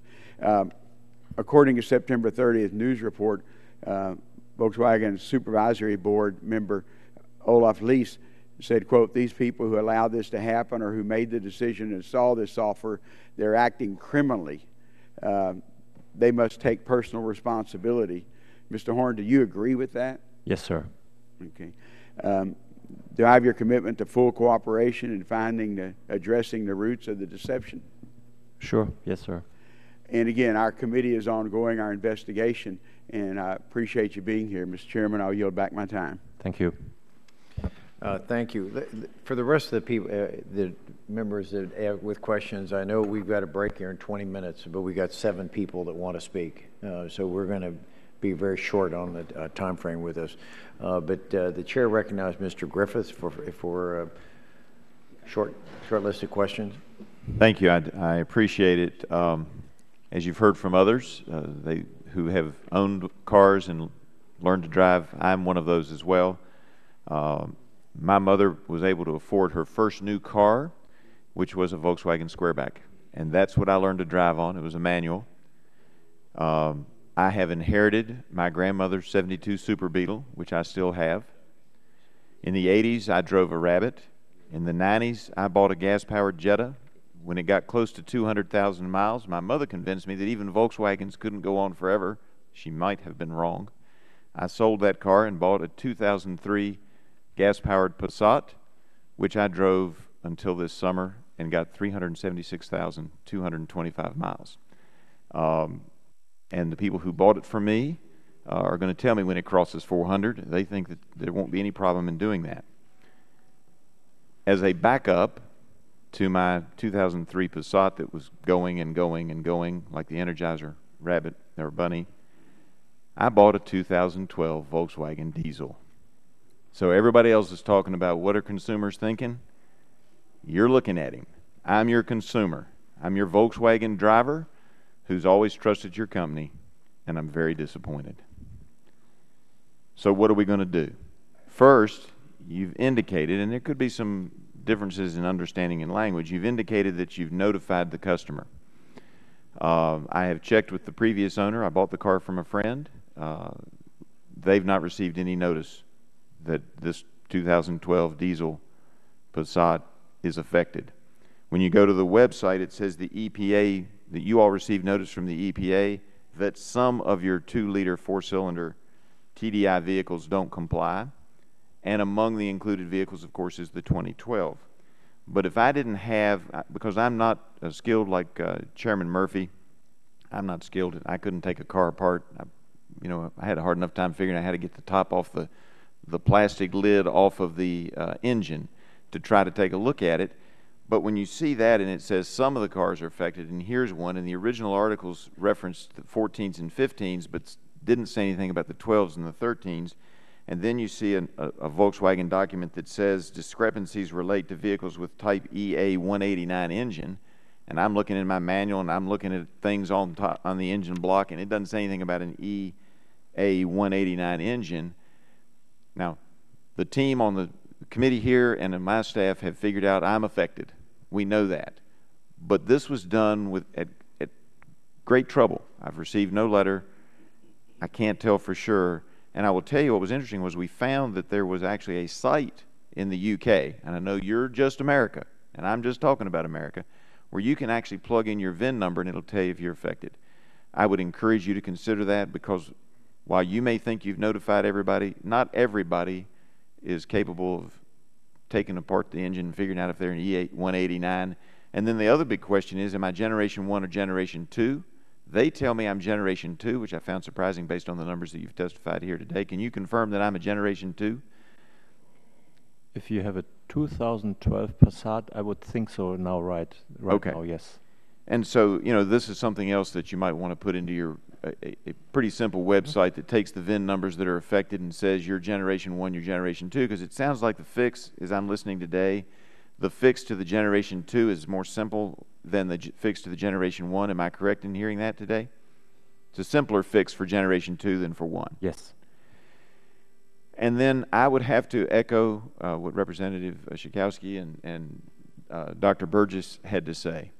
When you buy a vehicle, even if you bought it used and you're looking in the manual and it says under Federal Emissions Control System defect warranty, was designed, built, and equipped so as to conform at the time of sale with all applicable regulations of the United States Environmental Protection Agency, EPA, and is free from defects in material, etc. I believe that I was sold something that was different than what it was purported to be, and my friend didn't do the defrauding. It was the Volkswagen company. I think you're much better off to come up with a program that buys these cars back, because, you know, I understand it wasn't your folks in Chattanooga that made this mistake. It was the folks in Germany. But you've got to restore trust, and one of the ways to do that is to stand behind your vehicle. One of the reasons that I like the company is that on my 1990s version, something was wrong with the paint. No questions asked. When I took it into First Team Auto Mall in Roanoke, they said, not a problem. We'll take care of it. And it was done. Never had another problem. This is a much bigger problem, but Volkswagen needs to stand up and say, okay, we understand, we will buy your car back at what the fair market value of that vehicle was prior to this notice coming out. With that, I see my time is up and I yield back, but thank you for being here. Thank you. Again, thank you again. We have now 12 minutes. So I'm asking those, again, please to keep their questions as short. Chair recognizes Ms. Yarmouth from Kentucky. Thank you, Mr. Chairman. Thank you for appearing, Mr. Horn. I suspect that I should be feeling a sense of schadenfreude here today because Ford Escapes and Lincoln MKCs are made in my district, and presumably we'll be selling some more of those while you're out of the marketplace, but I'm not really taking any joy in any of this. I just have a couple quick questions. The article I read said that there were about 11 million vehicles worldwide affected by this, yes. So they contain the defeat device. I guess there's no added cost to put it in since it's just a line of computer code. Would that be right? I mean, it would be... Seems very logic, sir, yes. Yeah.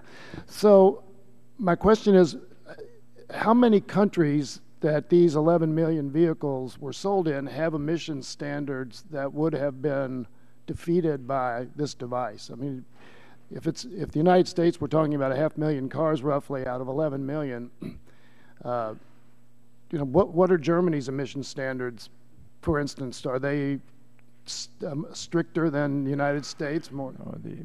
I mean, there's many countries affected. All the countries in Europe are affected. The emission standards for diesel cars in Europe are different to the US. You have currently the EO5 and going into EO6 here, you have BIN 5, and there's two differences. First of all, nitrogen oxides are much more stringent here. It's 5 grams, I think, per mile or whatever. Mm-hmm. And in Europe, it's now 30 to 40. So this is quite, it's higher. It's higher in Europe. But in Europe, what is stricter is the the particle filter emissions. There are these little diesel particle filters coming out, and there the European laws are much stricter than the US. So my question is, would this defeat device that's in 11 million vehicles have helped deceive the European countries' standards as well? I can only give you my understanding at this point of time, but you know, there's lots of European countries investigating this, and we're working with those agencies, also with the German KBA, which is the responsible agency. People had to report there, and this is being investigated. Since the standards are different, my understanding is that the defeat device is in those cars as well, but to what degree it's really affecting the emission laws, I don't know. Okay. I appreciate that answer, and I just want to say before closing that it's very refreshing to hear my colleagues from the other side defend the Clean Air Act and talk about emissions. I appreciate that. It's a rare occurrence. I yield back. Mr. Collins, recognized for 5 minutes. Thank you, Mr. Chairman. Since I'm always, and again this time, one of the last to question you, I guess what I've picked up here, and I hope you can relay back to your board, the folks running Volkswagen Bank in Germany, is that the response so far is inadequate. I would tell you from my perspective, it's a sign of arrogance. It's a sign of not admitting yet the severity of your problem. I will tell you, I am an engineer, and I have a way of thinking, and I cannot accept VW's portrayal of this as something by a couple of rogue software engineers. I would begin by saying, isn't intellectual property and patent work a very important part of what makes VW? You're constantly looking for breakthrough technology that you can patent. That's a big part of your company, isn't it? You pride yourself on that engineering. So you're having us believe, and I think this is the way an engineer's mind works. Back in 2009, you were trying to figure out a way to have clean diesel, top performance, and your engineers got stumped. The NOx emissions were not even close. Would that be true? What is stumped? Stumped. They confused. They couldn't get through it. It was an insurmountable roadblock. They couldn't give performance and emission control at the same time. They were 40 times over the NOx emissions. It seems to be logic what you're saying. Right. Whether it's so then, true, I don't know. If I'm working in VW engineering and I'm always looking for intellectual property that I can patent and give me a competitive advantage, and I know this is a problem, and I have to tell you, this problem was going way up the chain. We can't do it. The NOx standards in the U.S. are not what they need to be. We can't do it. Well, go work harder. Go find a solution. People are coming back. We still can't find a solution. The engineering manager, we can't find a solution. And then all of a sudden, two software engineers, like they found pixie dust, come in and say, we found a solution. We've got it. We fixed it. Now you're telling me these two engineers snuck that computer code into the software, and no one said, this is breakthrough technology. I think we need to run this up the ladder with our attorneys and our engineers. We need to patent this. This is intellectual property that's going to give us an advantage. We can meet the NOx standards and the performance standards, and we had a breakthrough. We went from 40 times the emissions to we met the emissions. And VW is trying to get the United States of America to believe these are a couple of rogue engineers. I categorically reject that. Either your entire organization is incompetent when it comes to trying to come up with intellectual property, and I don't believe that for a second, or they are complicit at the highest levels in a massive cover-up that continues today. Because just the very 5 minutes that I've been here, and as an engineer, and I'm not, a PhD, my mind immediately jumped to, with this being true, why didn't we look for patents? Why didn't we ask the questions what the pixie dust was that fixed this thing miraculously? This didn't happen in one day. This didn't happen in 1 month. Your engineers were looking at this, I can tell you, for many months. They were stumped. They couldn't come up with it. And then all of a sudden, the solution's there, and VW is trying to tell us in the United States of America, in this Congress, that it was a couple of rogue engineers. Well, if that's true, then your entire patent department should be terminated, because this would have been massive breakthrough technology that would have given VW a true advantage, not by cheating, but a true advantage in clean diesel technology. I would like you to take that back to your board and have them ask that question. What was going on in the patent world? What was going on in the engineering world? Because I can tell you personally, I categorically reject everything that VW is saying about a couple of rogue engineers. And I can tell you that suspending 3 folks, it goes way, way higher than that. And what I'd like to conclude with, sir, again, I'm also a financial guy and I'm an entrepreneur. I would suggest that you be honest to your shareholders. 6.5 billion euros is off by an order of magnitude. 500,000 vehicles at $40,000 a piece, if you were to buy those back, and I'd suggest you start doing that tomorrow, that's 20 billion there. I would suggest you are off by an order of magnitude, and if you told us today you would set aside 68 billion, I'd say you're probably in the ballpark. 6.8, not even close. With that, Mr. Chairman, I yield back. Gentleman yields back. Now recognize Mr. Welsh for 5 minutes. Thank you very much.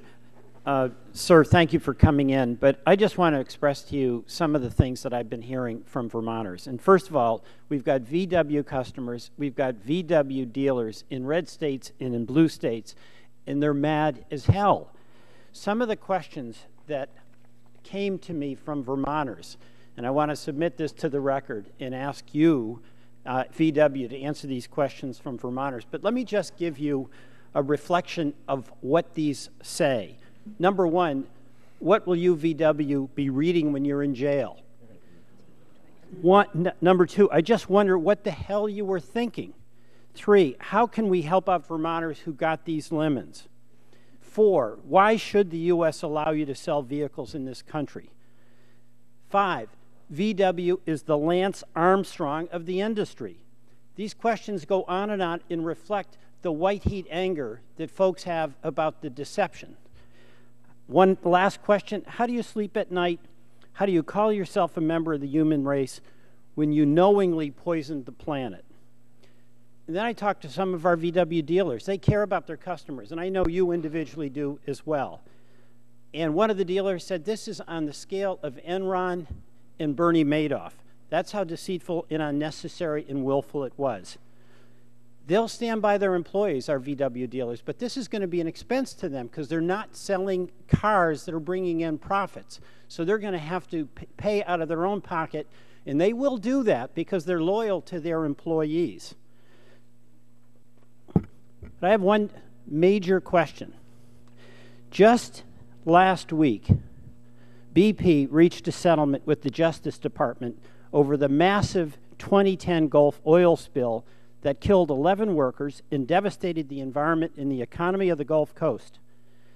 That settlement allowed BP to shift more than half of its $21 billion fine to the American taxpayer by taking advantage of a loophole in the U.S. tax code. In my view, that's wrong. The wrongdoer, not the taxpayer, should pay all of the settlement. And the question I have is this: will you commit here today, under oath, that VW will not use this loophole to write off any future settlement payments related to the fraudulent and deceptive activity to which VW has already admitted? Sir. If you want a clear answer under oath, I would have to really understand these tax loopholes, and I don't understand them. Let me explain it very simply. BP got to write off about half of the cost of that, and that shifts the burden to the taxpayer instead of their shareholders. My understanding is that we will work very hard in order to get this right, and that they should not be a burden to the taxpayers. Should not be. Thank you. Another question taken up where Mr. Collins was: I know you individually are appalled at what happened at VW, and you've asked your question, how did it happen? Someone, somewhere, made a decision to make it happen. Mm-hmm. Someone, somewhere, implemented that decision. You've asked yourself how that happened, correct? Yes, sir. And your answer to yourself is what? My answer to myself is that I do everything, and I don't sleep at night, to help our dealers, to help our customers, and to be there for my company and my employees to get us through this crisis here in the U.S. I appreciate that, and I know that's true. You individually have a very good reputation, sir. Thank you. But I asked you another question. You know the company. You've asked yourself who and how. And in your own mind, I'm asking you to share with us your own view about who and what that could happen in the corporate structure at VW. I think this is a speculation if I would start now, but I'm reading newspapers as well, and there have been lots of articles around there, and from my personal feeling, this was pressure in the system to get resolutions, and also in conjunction with cost pressure as well. This was discussed already here in one or the other instance. And I think it's dead wrong if you put corporate profits before people. And I think we have to get to the point that we put people first and not the pressure and corporate profits. What people? Thank you. In what department? My time is up. Yes, your time I is yield up. back. Thank you. Now recognize the gentleman from Texas, Mr. Flores, for 5 Thank you, minutes. Mr. Chairman. Mr. Horn, thank you for joining us today in a obviously tough situation for your company. VW's actions damaged the trust of the American people as well as the environment for billions around the globe. They have also economically damaged their customers, their dealers, and their shareholders. And I hope that VW will continue to work on the correct and fair resolution of those issues. I want to get more in the weeds now to try to go through and fill in the blanks in the record on some dates and who, what, where, when, as we've talked about before. In May of 2014, independent researchers published a report that first identified higher than expected on-road emissions in VW vehicles, which prompted the investigations by CARB and the EPA. So question number one is, when did VW first become aware of this research? End of April when it was published. To my knowledge, it was published end of April. I got it mid-May. I got an information about this. Okay. What steps did VW take to evaluate the conclusions of the research at that time? First of all, to acknowledge that emission violations or higher emissions are not legal. Secondly, the engineering departments were supposed to recheck those testing results on our own equipments in order to validate this. And then thirdly, to correct this with the respective software actions which have been implemented in the end of last year. Okay, now where was this done? Was this done Volkswagen Germany or Volkswagen US, and who did that? Who was responsible for that? And the software applications management for the engines and also for the exhaust systems are being done in Germany at the engine and drivetrain department within the research and development division. Okay. The EPA and CARB both described a series of presentations or discussions with VW in the wake of the research in May of 2014. Who from VW was interacting with EPA and CARB? Were those individuals part of VW America or VW AG? That's something I would have to check, and maybe this is also in the records provided to you next week. Okay, great. What did VW America understand about the cause of the higher on-road emissions between May of 2014 and the voluntary recall in December of 2014? In other words, what did you and your team at VW America know what was going on? What had VW Germany told you? That they have, to my understanding, validated those test results and developing software fixes in order to get this back in line. And three different, tech talk versions, which I didn't understand, to be also very honest, in order to bring this in the car. But also, as I said, all these things are vetted through this product safety committee, which is worldwide responsible for this, and which is also looking at the tread, for instance. And in this context, I trusted those guys and those processes that everything was according to the book, 100%. Okay, so at that time, nobody in VW America knew that there was cheating going on in the software design? To my understanding, no. Okay. Then in December of 2014, VW conducted a voluntary recall that at least in part sought to address the higher on-road emissions in the model year 2009 through model year 2014 vehicles that were subject to the allegations. Would you explain what you understand this recall was intended to do? To correct the studies of the results of the study of the University of West Virginia, our retesting, to bring all the cars back into compliance. Okay. But that fix to the emissions problems that was implemented as part of that recall didn't resolve the issue of higher on-road emissions. So the question is, who was responsible for developing that technical solution that was implemented in December of 2014? Same engine and drivetrain division within the engineering and development department or division in Germany. The folks in Germany, okay. And so what role did VW of America have in developing or validating that solution? We just have this office in Auburn Hills who do the applications. There's also a testing facility in Oxnard in California who also help those folks in testing, but to my understanding, dyno testing as far as the legal situation is concerned. Okay. So just to be clear, VW America did not develop the solution or played no part in development of the solution? No. Okay. It may have helped validate the solution. I don't think so. Okay, you don't think so. Okay. And at that time, did you or anyone in VW of America have any knowledge of the alleged defeat device? At which point of time? At the time, December of 2014, no. when you were beginning the rollout of the recall solution, did you have any knowledge of the... No. Anybody in VW America, to the best of your knowledge? My understanding, not, because otherwise I would have hoped that they would inform me about this. Okay. Thank you. I yield back. Thank you. Now recognize Ms. Clark from New York for 5 minutes. Thank you, Mr. Chairman, and I'd like to thank you, Mr. Horn, for taking the time and giving us as much background and as much knowledge of what has taken place to the best of your ability I've heard a couple of my colleagues on the other side of the aisle refer to what has occurred as cheating, but I'd like to say to you that I believe it was an intentional deception. And I think we need to say it as it is. This wasn't a game. This was an intentional deception to bring something on the market that did not meet standards.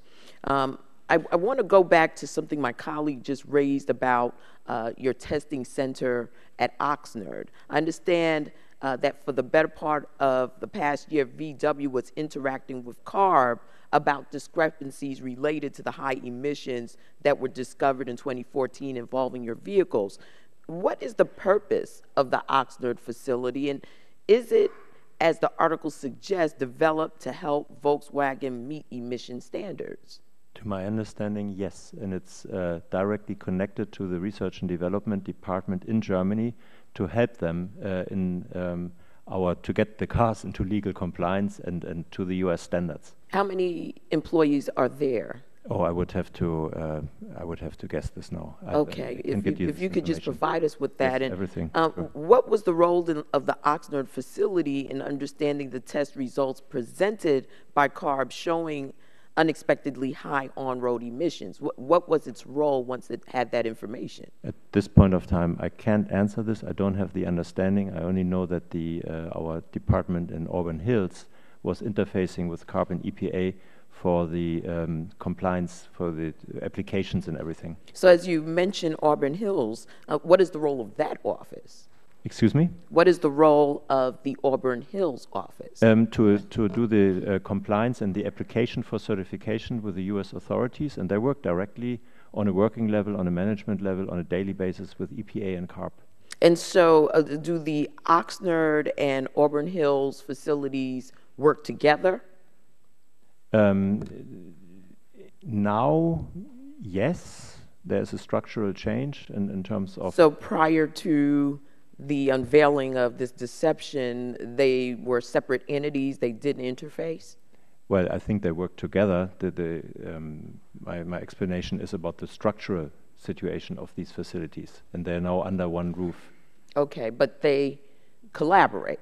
I hope so. They're collaborators. Okay, because you know, my concern is that if we have these facilities designed specifically to address the issues of emissions, of testing, and they failed, that speaks to a whole nother level of perhaps collusion with respect to this whole software debacle.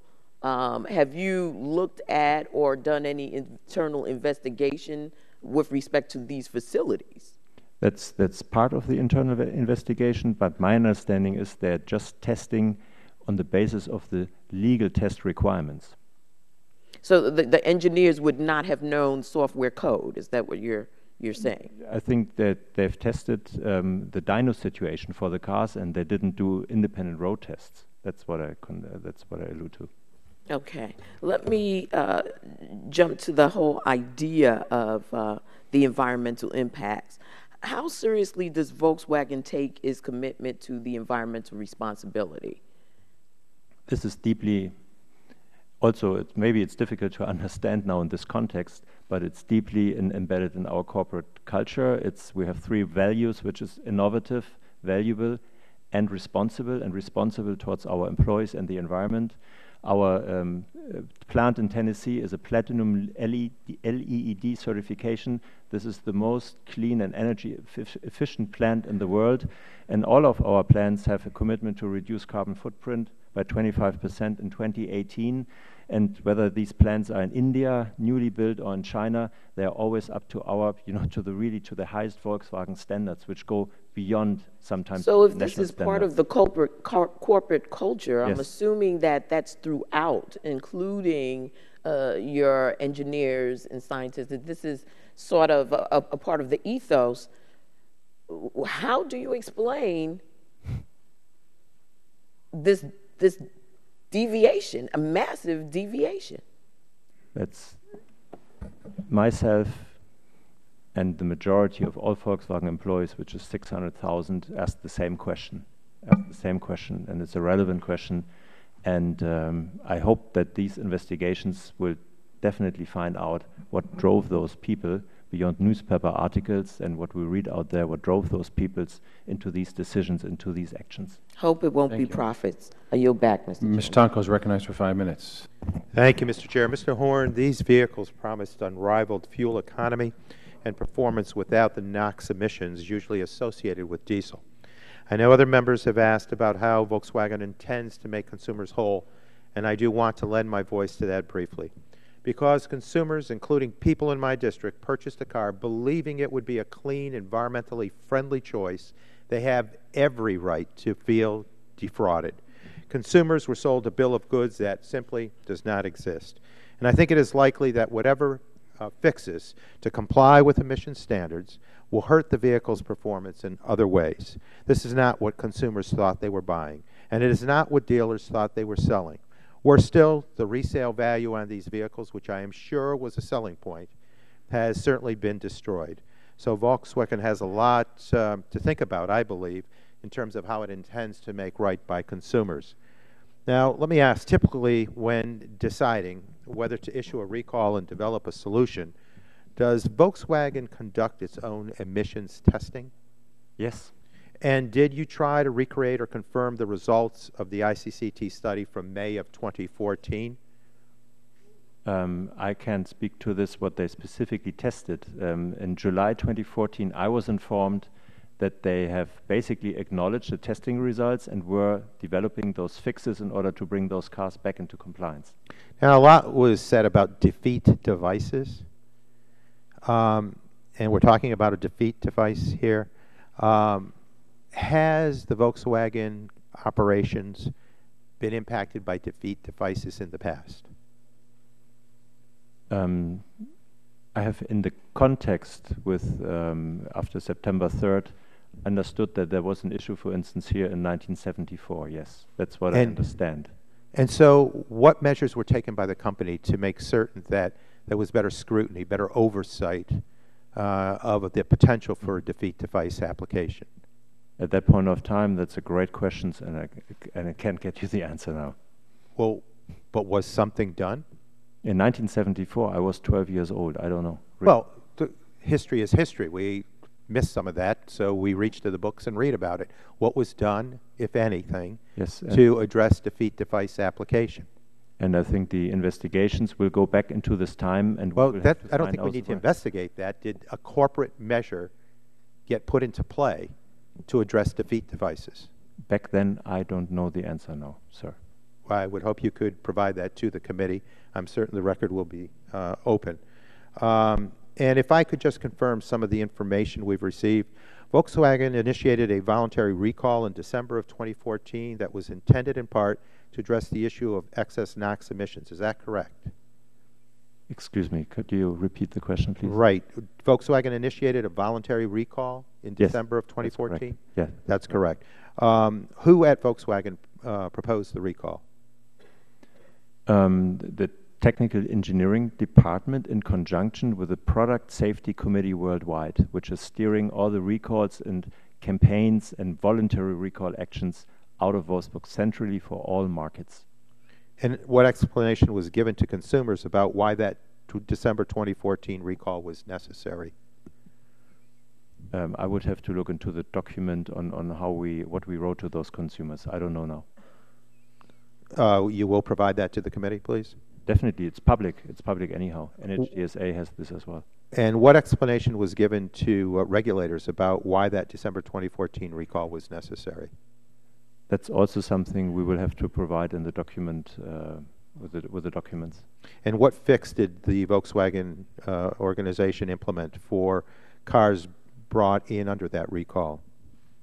All have been software fixes. New software versions have been flashed into the specific steering, onboard steering units. And who at Volkswagen developed that fix? The engine and drivetrain development, software, after treatment departments in Germany, Wolfsburg. And did they know at the time that it would not work? I don't know that. My understanding was that it would work, and otherwise also the Worldwide Product Safety Committee wouldn't have released this version for application in the markets.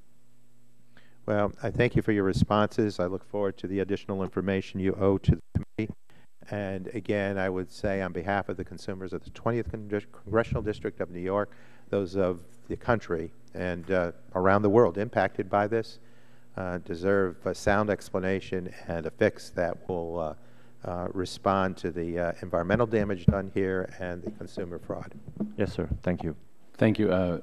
Ms. DeGette has one final question, real quick, and then we got to leave. First, Mr. Chairman, I ask unanimous consent to put Mr. Welch's document into the record.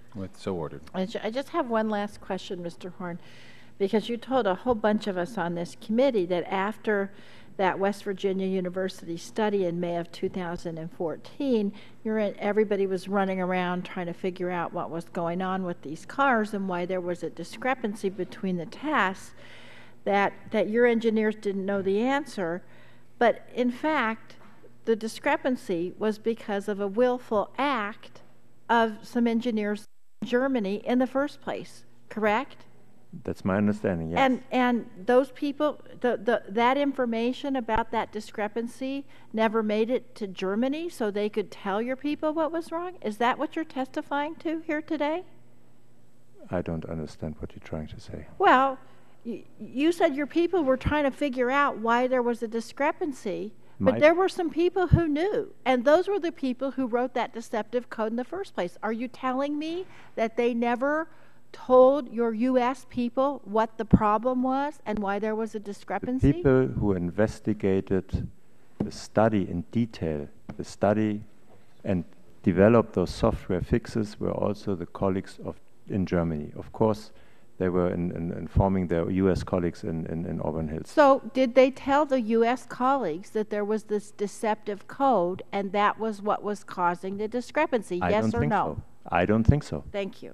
Otherwise, we would be much earlier here. Thank you. Mr. Horn, that concludes our questioning for now. This hearing is not over, but we would appreciate more questions will be coming from committee members. We would appreciate a quick and honest response to those as well. This hearing is going to adjourn for a couple hours while the Republican, to recess, excuse me, for a couple hours while the Republican conference is meeting. We will reconvene about 15 minutes after the call of the chair after that meeting. Thank you much. We'll be back. Thank you. And thank you.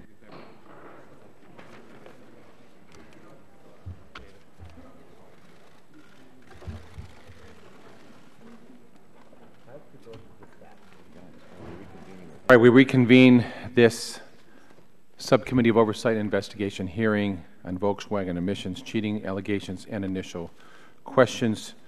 We have Mr. Grundle and Mr. Brooks here as witnesses, and let me just go into this since we're reconvening this hearing. You are aware that the committee is holding an investigative hearing, and when doing so, has the practice of taking testimony under oath. Do you have any objections to testifying under oath? Both witnesses say no. The chair then advises you that under the rules of the House and the rules of the committee, you are entitled to be advised by counsel. Do either of you desire to be advised by counsel during your testimony today? And both witnesses indicate no. In that case, would you please rise and raise your right hand, and I'll swear you in. Do you swear the testimony you're about to give is the truth, the whole truth, and nothing but the truth? Thank you. For the record, both witnesses have indicated yes, you are now under oath and subject to the penalties set forth in Title 18, Section 1001 of the United States Code.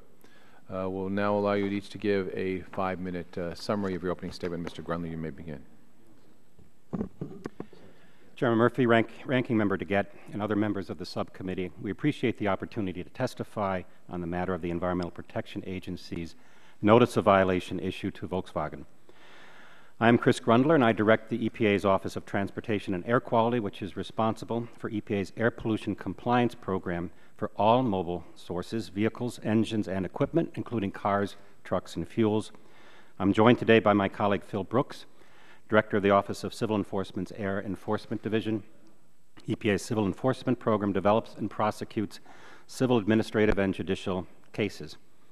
On September 18, 2015, EPA sent a notice of violation, an NOV, of the Clean Air Act to Volkswagen, including Volkswagen AG, Audi AG, and Volkswagen Group of America. alleging that four-cylinder Volkswagen and Audi diesel cars sold in the U.S. from model years 2009 to 2015 include software that circumvents EPA's emission standards. Volkswagen manufactured and installed software in the electronic control module of these vehicles that sensed when the vehicle was being tested for compliance with EPA emission standards. Put simply, these cars contain software that turns off or significantly reduces the effectiveness of emission controls when driving normally and turns them on when the car is undergoing an official emissions test. This is known as a defeat device. This design feature results in the cars emitting up to 40 times the emissions that are allowed to ensure public health is protected. These devices contain essentially a switch that senses whether the vehicle is being tested or not based on various inputs, including the position of the steering wheel, vehicle speed, the duration of the engine's operation, and barometric pressure. The NOV that EPA issued covers roughly 482,000 diesel cars. All new cars sold in the United States must have an EPA-issued certificate of conformity demonstrating that the car meets applicable federal emission standards to control air pollution. By making and selling vehicles with defeat devices that allowed for higher levels of air emissions than were certified to EPA, VW violated multiple important Clean Air Act provisions. These violations are very serious. Not only because the illegal defeat device results in excess emissions many times the allowable standard, but also because after the high emissions were discovered, VW concealed the facts from EPA, the state of California, and from consumers. These vehicles are emitting more nitrogen oxides, or NOx, than regulations allow. NOx pollution contributes to ground-level ozone and particulate matter. We know that exposure to these pollutants has been linked with a range of serious health effects, including increased asthma attacks and other respiratory illnesses that can be serious enough to send people to the hospital. We are in the midst of an ongoing investigation into VW's actions. We will be working closely with the U.S. Department of Justice throughout this investigation, and determinations regarding potential penalties and other remedies will be assessed as part of the investigation. However, at this point, we're unable to provide further details of the investigation because the release of such information could jeopardize this ongoing enforcement investigation. EPA will continue to work closely with the California Air Resources Board during the investigation. CARB led and contributed much of the effort to get us to this point. Our agencies work very closely together on the implementation and oversight of the vehicle emissions program. As part of the investigation, we intend to assess the scope of VW's liability under the Clean Air Act and whether there are additional vehicles with defeat devices. We also intend to assess the economic benefit to VW of noncompliance and pursue appropriate penalties, as well as to assess the excess pollution from VW's violations and the appropriate ways to mitigate them. While our enforcement authority concerns air pollution, we are acutely aware of the impact of these violations on consumers, and we have provided frequently asked questions and answers for consumers on our website, such as whether the cars are safe to drive and whether EPA is officially recalling the vehicles at this point. On September 25th, my office sent a letter to all auto manufacturers notifying them that we are stepping up our testing activities in response to these alleged violations. Over the 40-plus year history of our program, we have continuously updated and adapted our approaches to compliance oversight as technologies and situations have changed. We take very seriously our responsibility to oversee the implementation and enforcement of our regulations. It is this oversight that ensures the benefits of clean air emission standards are realized and the industry is competing on a level playing field, and the consumers are getting what they pay for. Again, thank you for the opportunity to appear as witnesses this morning. We welcome your questions. Thank you. And Mr. Brooks, you don't have a statement. You issued a joint statement, correct? Okay, thank you. Now I'm going to recognize myself for 5 minutes. When you speak, just make sure you turn the mic on and bring it as close to your mouth as possible.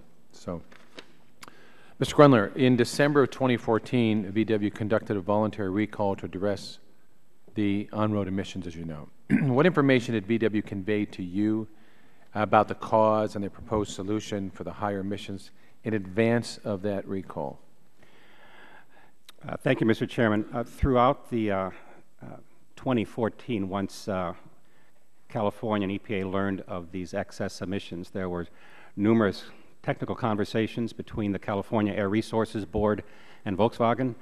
California took the lead on exploring what the problem was with these vehicles, and my understanding is that they received multiple different stories, plausible reasons why these vehicles may not be performing as they're supposed to, chemical-based reasons, physical-based reasons. At the end, what the remedy that was proposed was described to fix a problem with the vehicle concerning how it operated under different temperatures, what kind of dosing sensors were used to make the emission control system work properly, and that they were confident in a fix. At the time, they were told by the state of California to proceed, but that California was going to test these vehicles to make sure that the fix was effective. And it was not effective based on the subsequent testing by California Air Resources Board. Did you conduct any further evaluation of their conclusions and proposed solutions in advance of the recall? So what was the operational process you had in interacting with them, discussions, conversations, how that go back and forth? So EPA and California have a very strong partnership when it comes to oversight and compliance. Sometimes California takes the lead on these matters. Sometimes EPA takes the lead on these matters. For example, last year we had the lead with respect to the Hyundai-Kia investigation and subsequent action. California volunteered to take the lead on this matter. And what happened during 2014 is essentially what is happening right now as we speak, which is trying to determine what is the right recall solution to address these excess emissions. It was VW's responsibility to identify what was wrong and to propose a fix. They did so. That fix did not work. So most of these interactions were between California and the company. EPA, my team, participated in some of them. We became much more actively involved in 2015 when California produced their test results on the supposed fix of these vehicles, and that data showed that there still remained very high and unexplained excess emissions. So, who did you have these conversations with VW, going back and forth, communicating while they're working, or they're talking to you about these results? Do you recall who that was? So I want to be clear. I was not part of those conversations. It was my team and the California counterparts. My understanding is those conversations included both officials from VW of America as well as from officials from Germany. Do you know their names for the record? I do not. You identify those? Are those things you could get for us? Yes. Would you please do so? That'd be important. Now I have a technical question. I'm not sure if either of you can answer this. So here is this switch that when it's in one position for an emissions test, it made a change in how this was operational so the emissions would be lower. In the other position, the emissions were quite high. Is it possible to just keep that switch in the position of low emissions and then they could be in compliance, or does that damage the engine or reduce power significantly? Do you have any idea? Well, those are exactly the same kind of questions we are asking Volkswagen right now. It's not actually a switch, sir.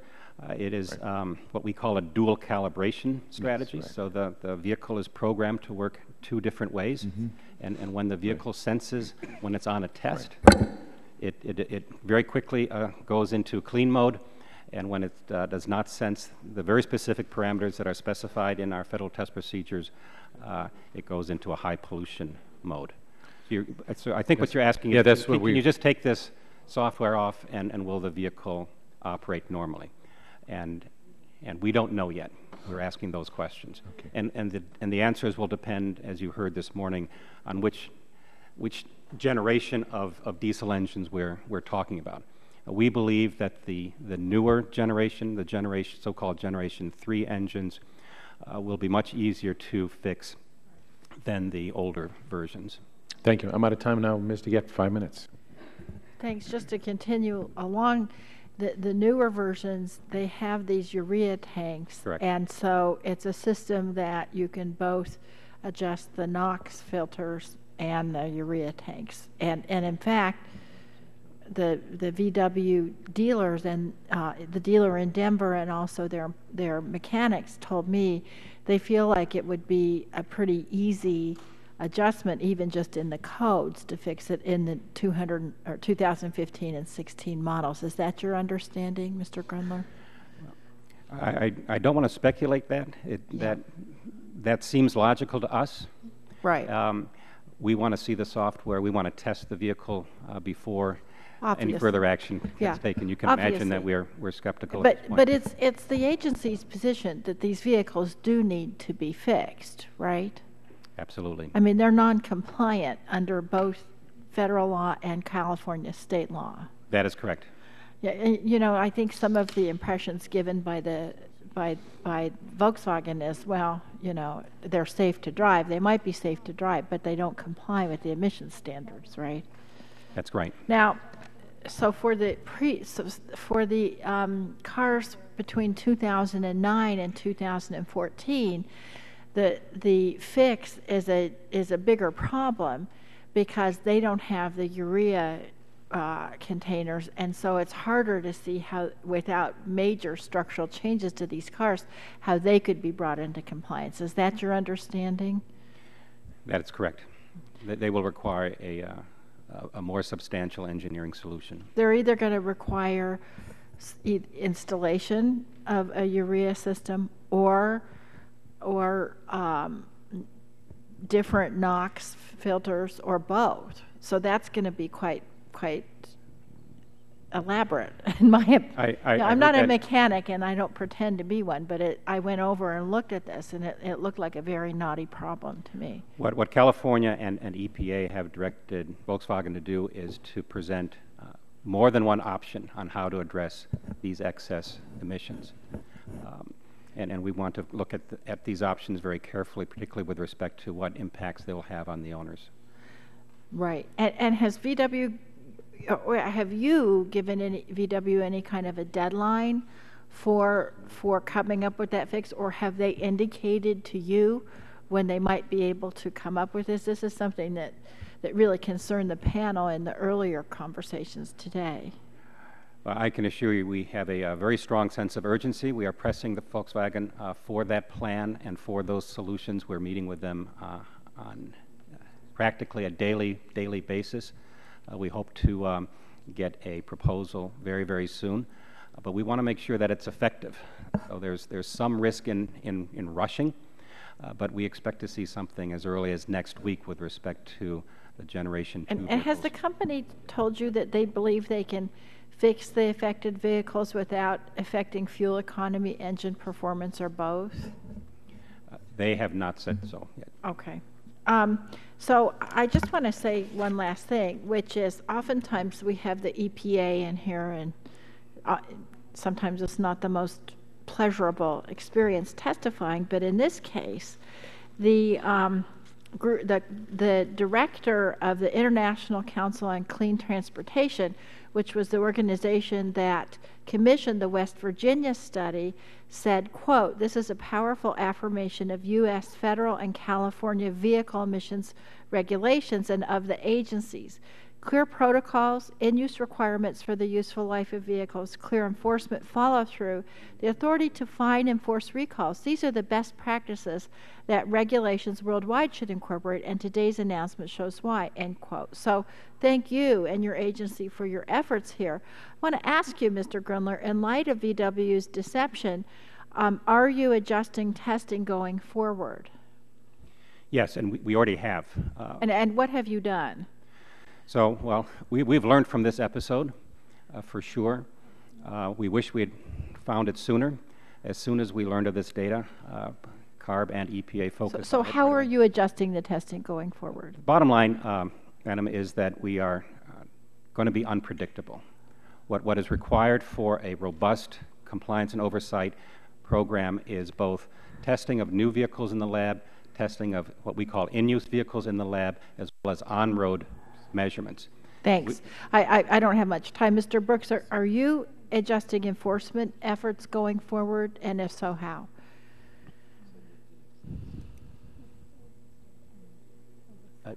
Thank you for the question. The answer is yes, although I think the prosecution, the investigation of this matter will proceed along our normal path. I think what we will see is we'll be getting a lot more phone calls from people, and so in that way it will change. We'll have more to respond to. Thank you. Thank you very much, Mr. Chairman. Thank you, Mr. Griffith. I think Mr. Griffith is next. Mr. Griffith, you're next for 5 minutes. Thank you very much, Mr. Chairman, and appreciate you all being here and appreciate the questions that have already been asked. And obviously, there are a number of us, if you were listening to the previous testimony, you know, I am one of the people who owns one of the diesel Volkswagens, and so I have some questions in that regard.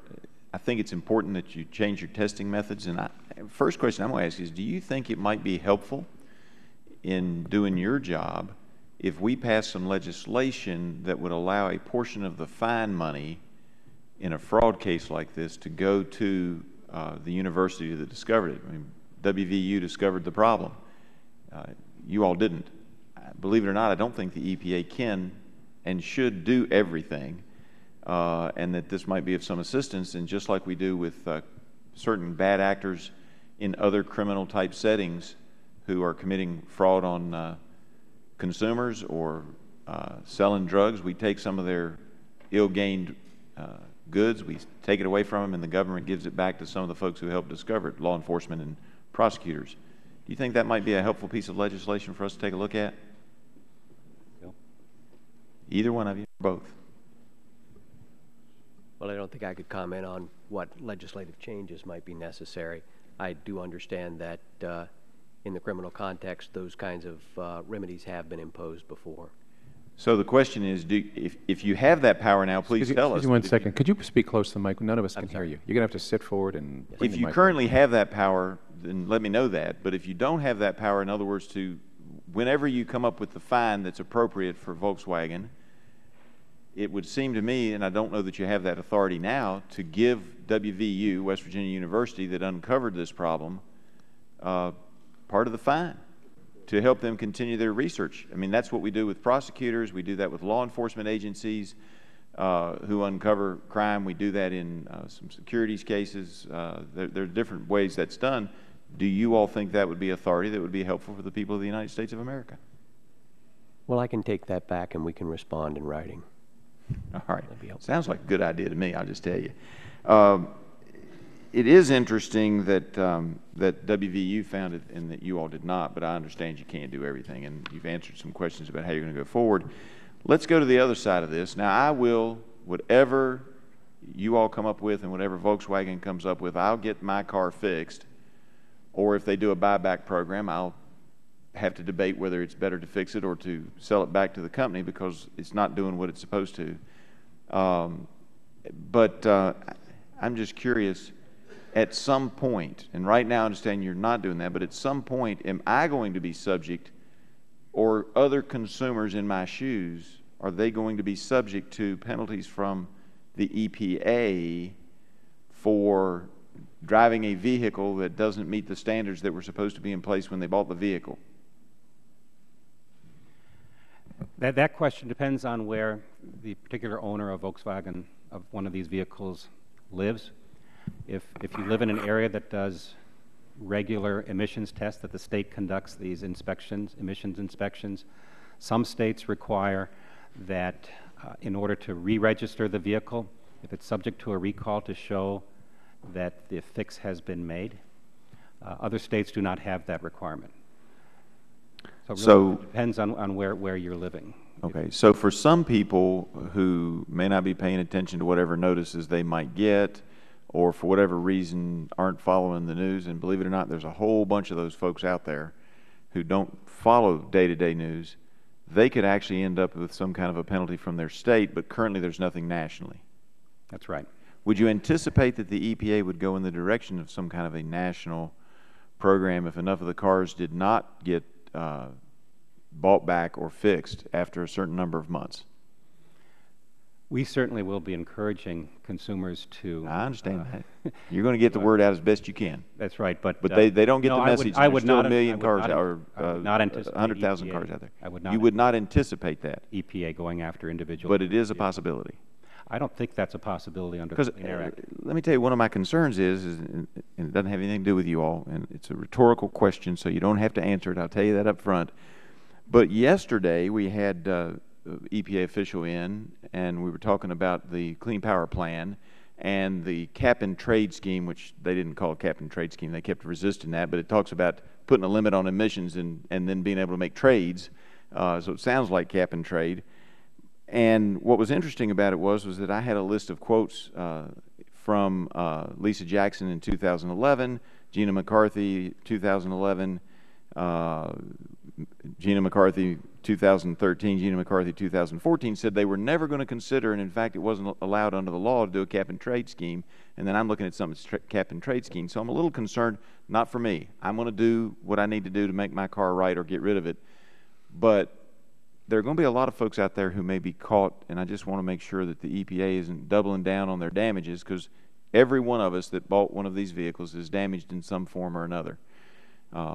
So I appreciate you listening to that. If you want to answer, I'll give you a chance to answer, but Mr. Brooks looks like he wants to answer. I will assure you that I'm aware of absolutely no provision of the Clean Air Act which would allow a prosecution for the things that you're talking about. And that's exactly what Lisa Jackson told us 2 or 3 years ago. But that's okay. We'll move on.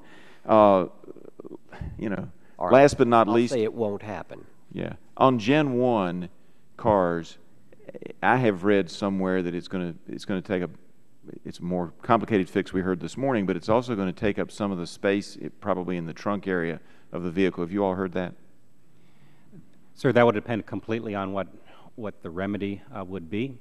And as I said earlier, we're going to take a very careful look at what impact this is going to have on owners and consumers. That will be central to how we review the options that Volkswagen comes forward to. So we don't know that yet. All right. I appreciate it very much. Thank you all for being here. I yield back. Gentleman yields back. Now recognize Mr. Pallone for 5 minutes. Thank you.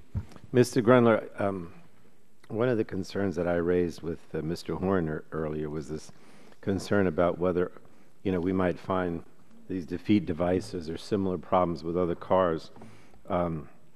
So I wanted to ask the question, do you have the tools and authority you need to ensure there are no other cheaters out there? Yes, we do. But I'm also concerned about, and maybe this is for Mr. Brooks, about the comments that Mr. Ford made where he suggested, there were a couple of rogue engineers that may have done this, but suggested that there was no corporate responsibility.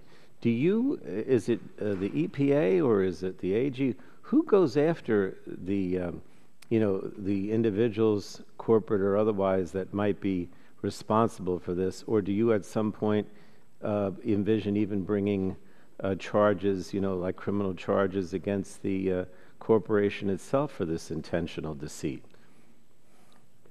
Thank you for the question.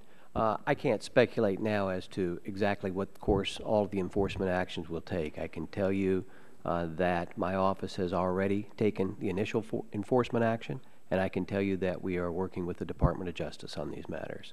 But I guess what I'm asking, and I won't keep repeating, but one more time, we keep talking about the fines because of what happened, but does this rise to individual responsibility for those responsible, or is there such a thing as a criminal action against the corporation? I mean, I know I'm speculating, but are those possibilities? Let me be careful in answering that. First of all, I think that the concern that has been expressed here by members is exactly our concern: who, what, when, where, why, how. And so I'm quite certain that the investigations that are ongoing and that will be begun will get into exactly that. I think it would be unfair for me to say much more about what the end result might be. But it's a possibility. Certainly there are it's a possibility. Okay. How does, I was glad that Mr. Ford actually said that he understood the impact of these emissions and they could have health and safety impacts. I mean, he did say that. But what does it go beyond that? I mean, in other words, he's admitting that this took place and that there could be some health and safety impacts because of the increased emissions. How does the EPA hold Volkswagen responsible for the environmental effects of their decision to evade emission standards? In other words, does the EPA consider, is it possible that they could be held responsible for the impact on essentially dirtier air? not just fix the cars, but that there might be some damages or some kind of payment that would have to be made because the air was made dirtier or that people were health and safety were impacted? Thank you for that question. The answer to that is yes. While it may go by different names, we tend to talk about it in terms of mitigation, but the concept there is exactly what you articulated. Looking for the opportunities, the ways in which the damage that has been done to the environment and, which consequently has impacts on public health can be addressed. Obviously, we can't go back in time and take that pollution back out of the air, but many of our settlements look forward and ask the question, and how is it that we can make air quality better than what the law minimally requires in any given instance? And that additional reduction in pollution is what we refer to as mitigation, and we have many, many consent decrees that go about doing that in many different ways. So, for example, you could impose some penalties that might be used to mitigate air pollution in other ways, possibly not by VW, but that the EPA would use that money somehow to mitigate air pollution in some other way. Just give me an example, and then I'll stop asking because time is almost up. Sure. In a lot of the power plant cases, we have had projects, for example, where the company has had to go out and find a third party to implement a wood stove change-out program so that cleaner burning stoves, more efficient wood stoves are substituted for dirtier stoves. And that has a direct impact on air quality in communities because there are lots of communities out there, as I'm sure you know, that rely very heavily on wood burning devices. So that's one example. All right. Thank you very much. Thank you, Mr. Chairman. Chairman yields back. Now recognize Dr. Burgess for 5 minutes. Thank you, Mr. Chairman, and I apologize for being out of the room for part of the hearing. So I'm going to ask a couple of questions if they've been asked before. Please bear with me and try to give an answer that's consistent with how you answered previously. First off, what is the budget for the EPA currently? I don't have the budget for the entire EPA. I can give you the budget for my organization. Sure, we'll take that. So it's roughly $100 million a year and 340 full-time people that work in my organization. And the overall budget for the EPA, and I'm just relying on memory, which is dangerous, but I think it is close to $15 billion. So the EPA has resources available. It has funding available. I do want to correct that. I think EPA's budget is around $7 billion and about 15,000 people, roughly.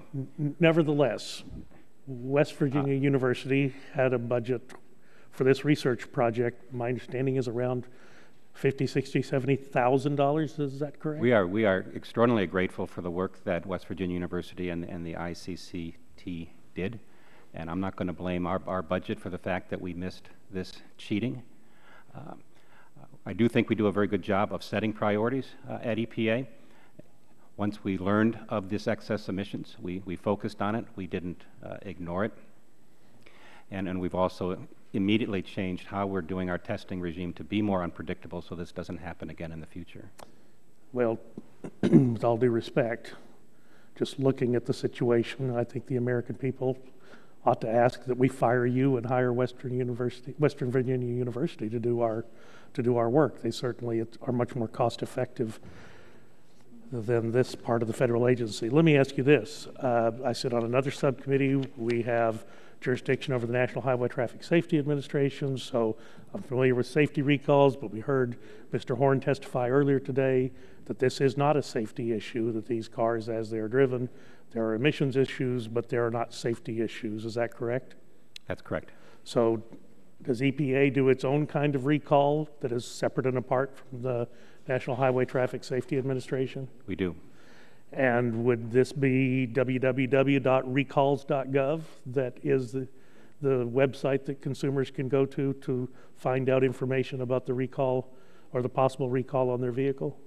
So we have not ordered a recall yet. When we do, we'll provide that information for sure. That information will be on your website? Yes. So I went to the website, truthfulness, staff went to the website, they printed it off for me. Very grateful for that. You can get information about pesticides, pesticide websites, EPA emission recalls, where I assume this would fall. Is that correct? Yes. When you click on that link,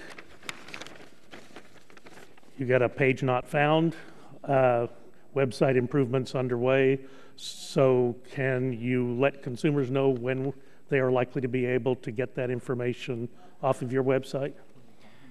So again, sir, we've not ordered a recall, so there is no recall information. We have information on our website that talks about our notice of violation, what vehicles are covered, and what consumers need to know today, which is that they can drive these cars. These cars are safe to drive.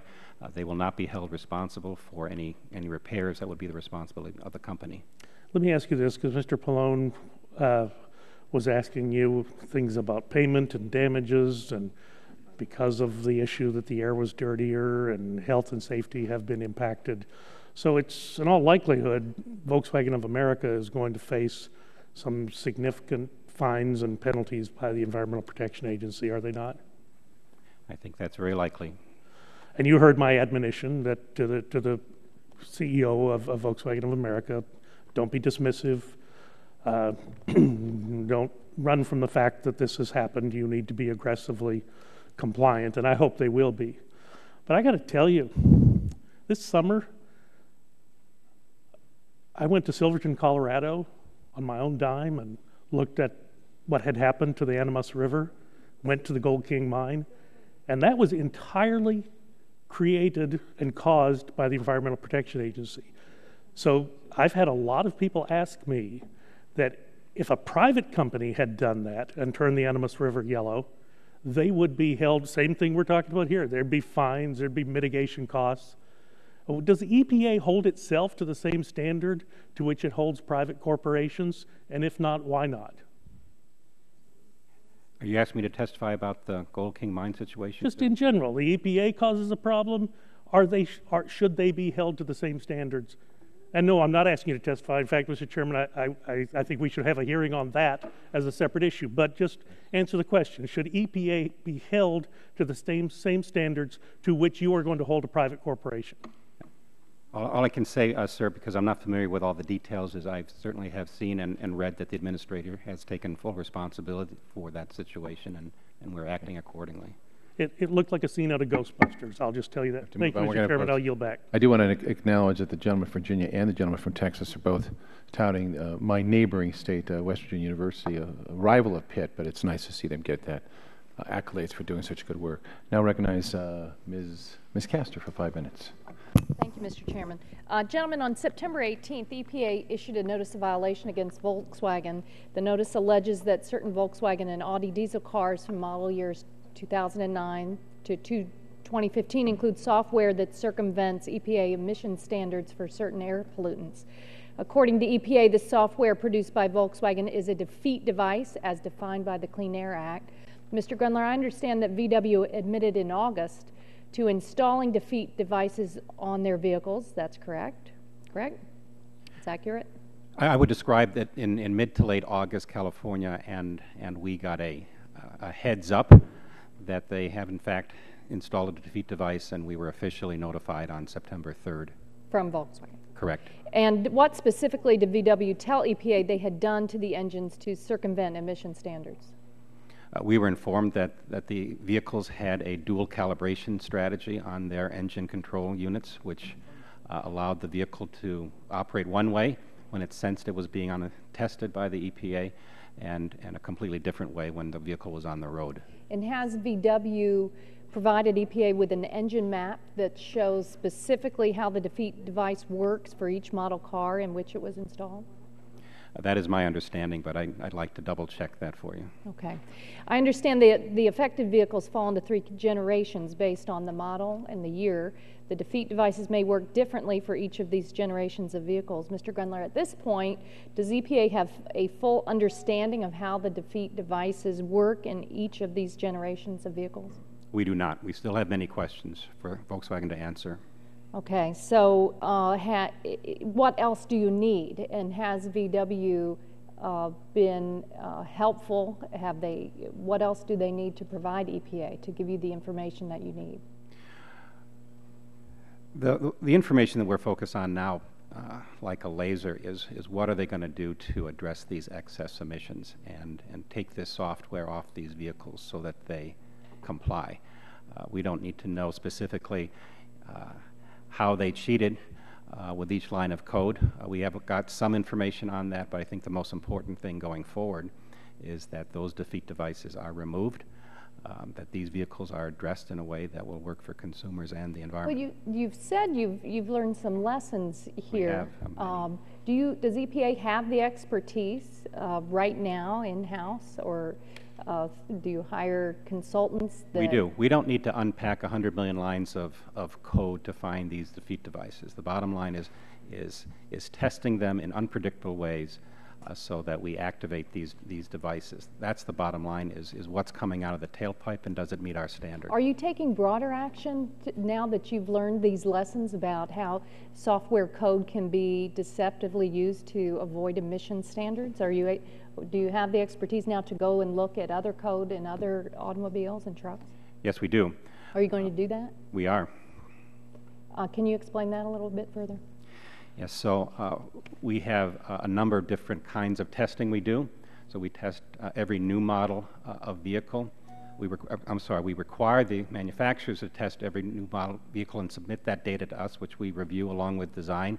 We audit a certain percentage of those by testing them in our laboratory on prescribed test cycles. And we also audit by measuring real-world emissions using these mobile devices. And it's going to be, going forward, a combination of both laboratory testing, activity testing. We know how to download this software, as well as this real-world monitoring. And back to VW, does EPA know yet whether VW can successfully fix the cars here in the U.S.? We don't know that yet. Okay, and VW has a number of ongoing internal and external investigations. Has Volkswagen committed to sharing the results of those investigations with EPA? They have not. Have you asked? Let me defer to my colleague here. Okay, to confirm. Brooks, have you asked them for that information? They have not agreed at this time. Don't you think that would be a good idea? Have you asked them whether or not they would share that information with EPA? We have outstanding official document requests, and we will be promulgating more of those.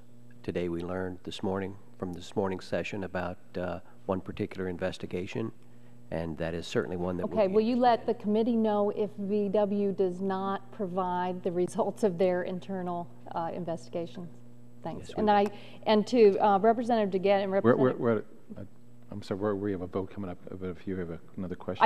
I just wanted to make one point here and submit this with unanimous consent, that Drew Kojak, the executive director from International Council on Clean Transportation, the nonprofit that discovered the issue, said the easiest solution is to give EPA the more resources so it can perform the real-world testing, which is maybe more expensive, but he said you don't want to rely on the happenstance investigation of a small NGO to trigger one of the largest global recalls around. Well, without objection, for all of us. I've got 3 members who need to ask questions. I got 8 minutes and 50 seconds. Let's do it. So if you can shorten your questions out of respect for the other members, please do. So that takes us down to 0. Well, have the witness here. How many votes do we have? 2 votes. 2 votes. All right, Dr. Bouchon.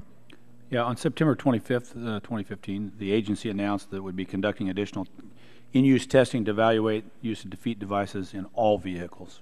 What is the current status of the testing? Thank you for that question. Our first priority is to test all light-duty diesel vehicles. We're in the midst of that testing. We've teamed up with California and Environment Canada, both who have the capabilities as we do. And how many vehicles have you tested so far, do you know? We are still testing the first batch of vehicles. Okay. So what are you seeing so far? I've not seen any data yet, sir. Okay. And what criteria are you using, and what is the procedure for implementing the testing, this testing?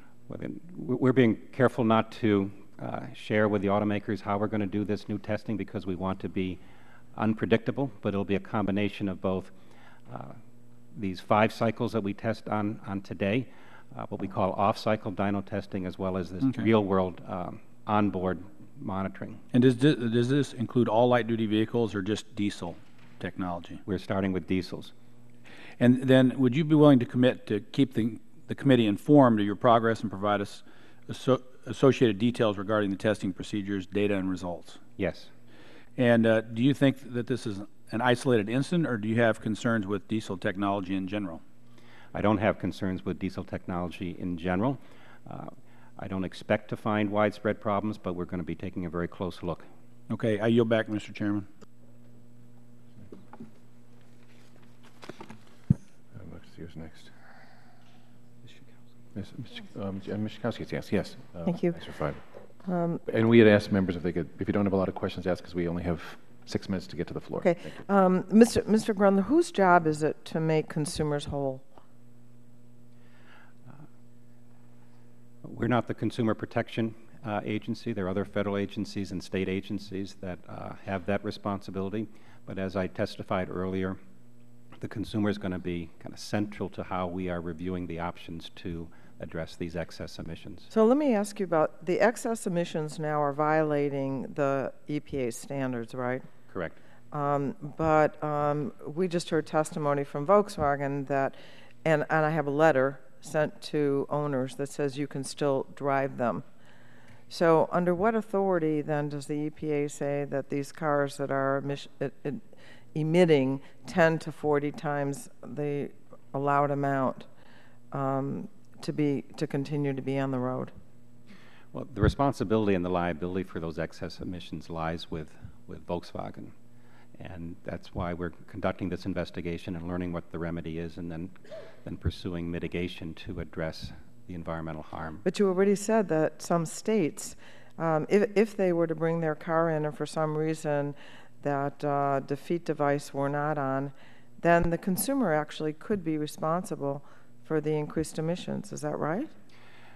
It's our understanding and belief that this defeat device will also defeat those state inspections. So we do not expect these vehicles, were they to be called in for an annual or biannual inspection, to fail. So in the meantime, though, there's 500,000 cars running around that are emitting greater emissions. So That's what right. then does the EPA do? We heard it could be for a year, maybe more than a year, before there's any real fix. So I don't know how long it's going to take to get the real fix, but the goal of our enforcement action will certainly be to make the environment whole. We will. That is our job. Okay, so you know already that there's 500,000 cars Yes. that consumers are told they can legally drive that are emitting more than your rules say. Right. So what's happening now to hold them accountable for that? You don't have to test them. You know that they're already over the line. The owners of these vehicles are innocent in this matter. Right. And we are working intently with California and the company to identify how to make these vehicles compliant. And once we are confident that we have the right remedy, we'll order those recalls, and it'll be the company's responsibility to fix those vehicles. And in the meantime, will they be penalized for having these non-compliant cars? The consumers? No, The the company. company. No. No, that will be the result of our ongoing investigation. That's what will be determined by the ongoing investigation. What part of this don't you know already? What part don't you know already? You know that all those cars are exceeding your rules. I'm just trying, I don't get it. Well, there are many things we don't know. We don't know the why, the what, the where, who was responsible. No, you know the fact of it, though. But we know the fact. The fact is that Volkswagen designed and installed illegal software on 480. And the consequence, you know, that they're emitting all these extra emissions. We've not done that calculation yet, but we know that they can be anywhere from 10 to 40 times. Right. We've not done the math to figure out what those excess tons are and how we're going to mitigate them. I yield back. General yields back. Now, Ms. Clark, you're recognized for 5 minutes. Thank you, Mr. Chairman. Gentlemen, I'd like to pick up on the point just raised by my colleague, Ms. Chakowski, with respect to the emissions testing. New York State is one of those states that requires emissions testing. And typically, if your vehicle fails an emissions test, you can be fined, right? So we know that because of the defeat device, most likely those vehicles would not be detected. Correct. However, that doesn't change the fact that under normal circumstances, these vehicles would not be permitted on the road. So to have your agency say, well, because it's not your fault, you can continue to drive, doesn't it sort of undermine the state's requirement for certain emissions levels to be contained, for you to then undermine that with the ability for people, notwithstanding the fact that it's not there for most people, when their vehicle has an emission problem, don't recognize it and don't typically think it's their fault either. However, we have to remedy it before we can take our vehicles on the road.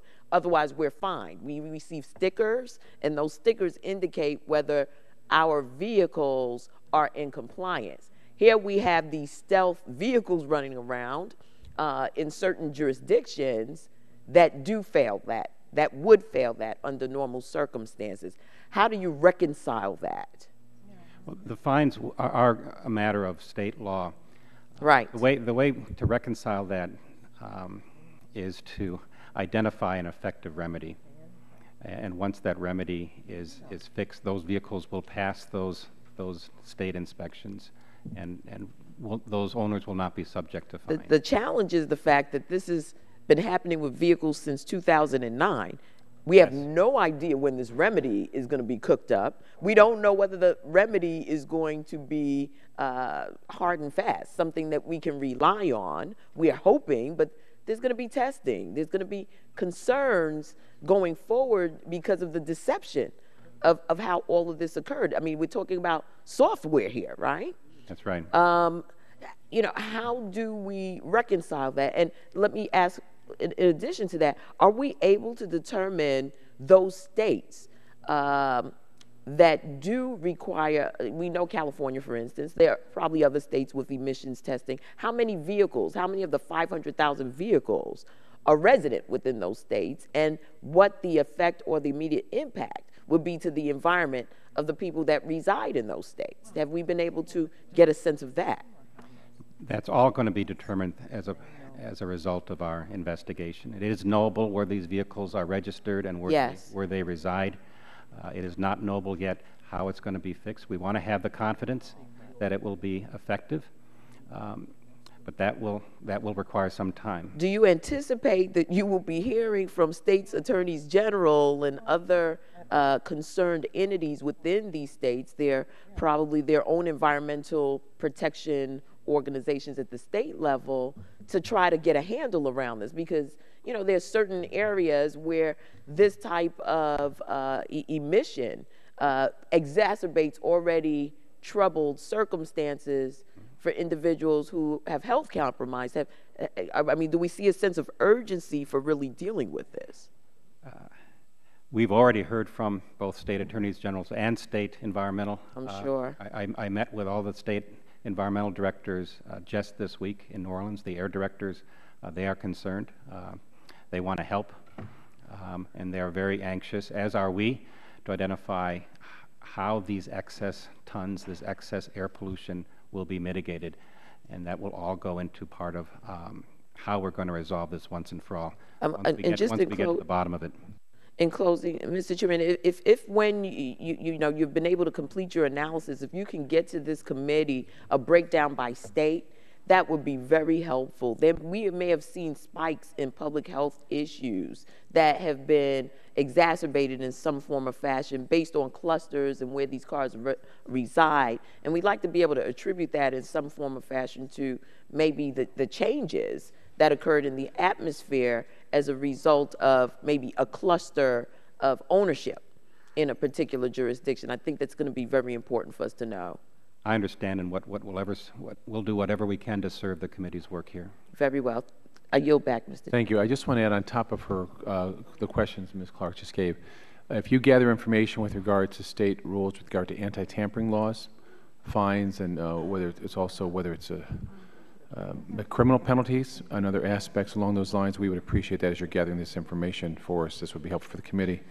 I want to say I ask unanimous consent that the contents of the document binder be introduced into the record and authorize staff to make any appropriate redactions. So without objection, the documents will be entered into the record and any redactions that staff determines are appropriate. And I want to thank the witnesses for coming today. We appreciate your time and your attention in this difficult matter, but it's important to us. And thank you for the testimony and to the members for their devotion to this hearing today. The committee rules provide that members have 10 days to submit additional questions to the record to the witnesses. And we hope you'll respond promptly to that. With that, this hearing is adjourned.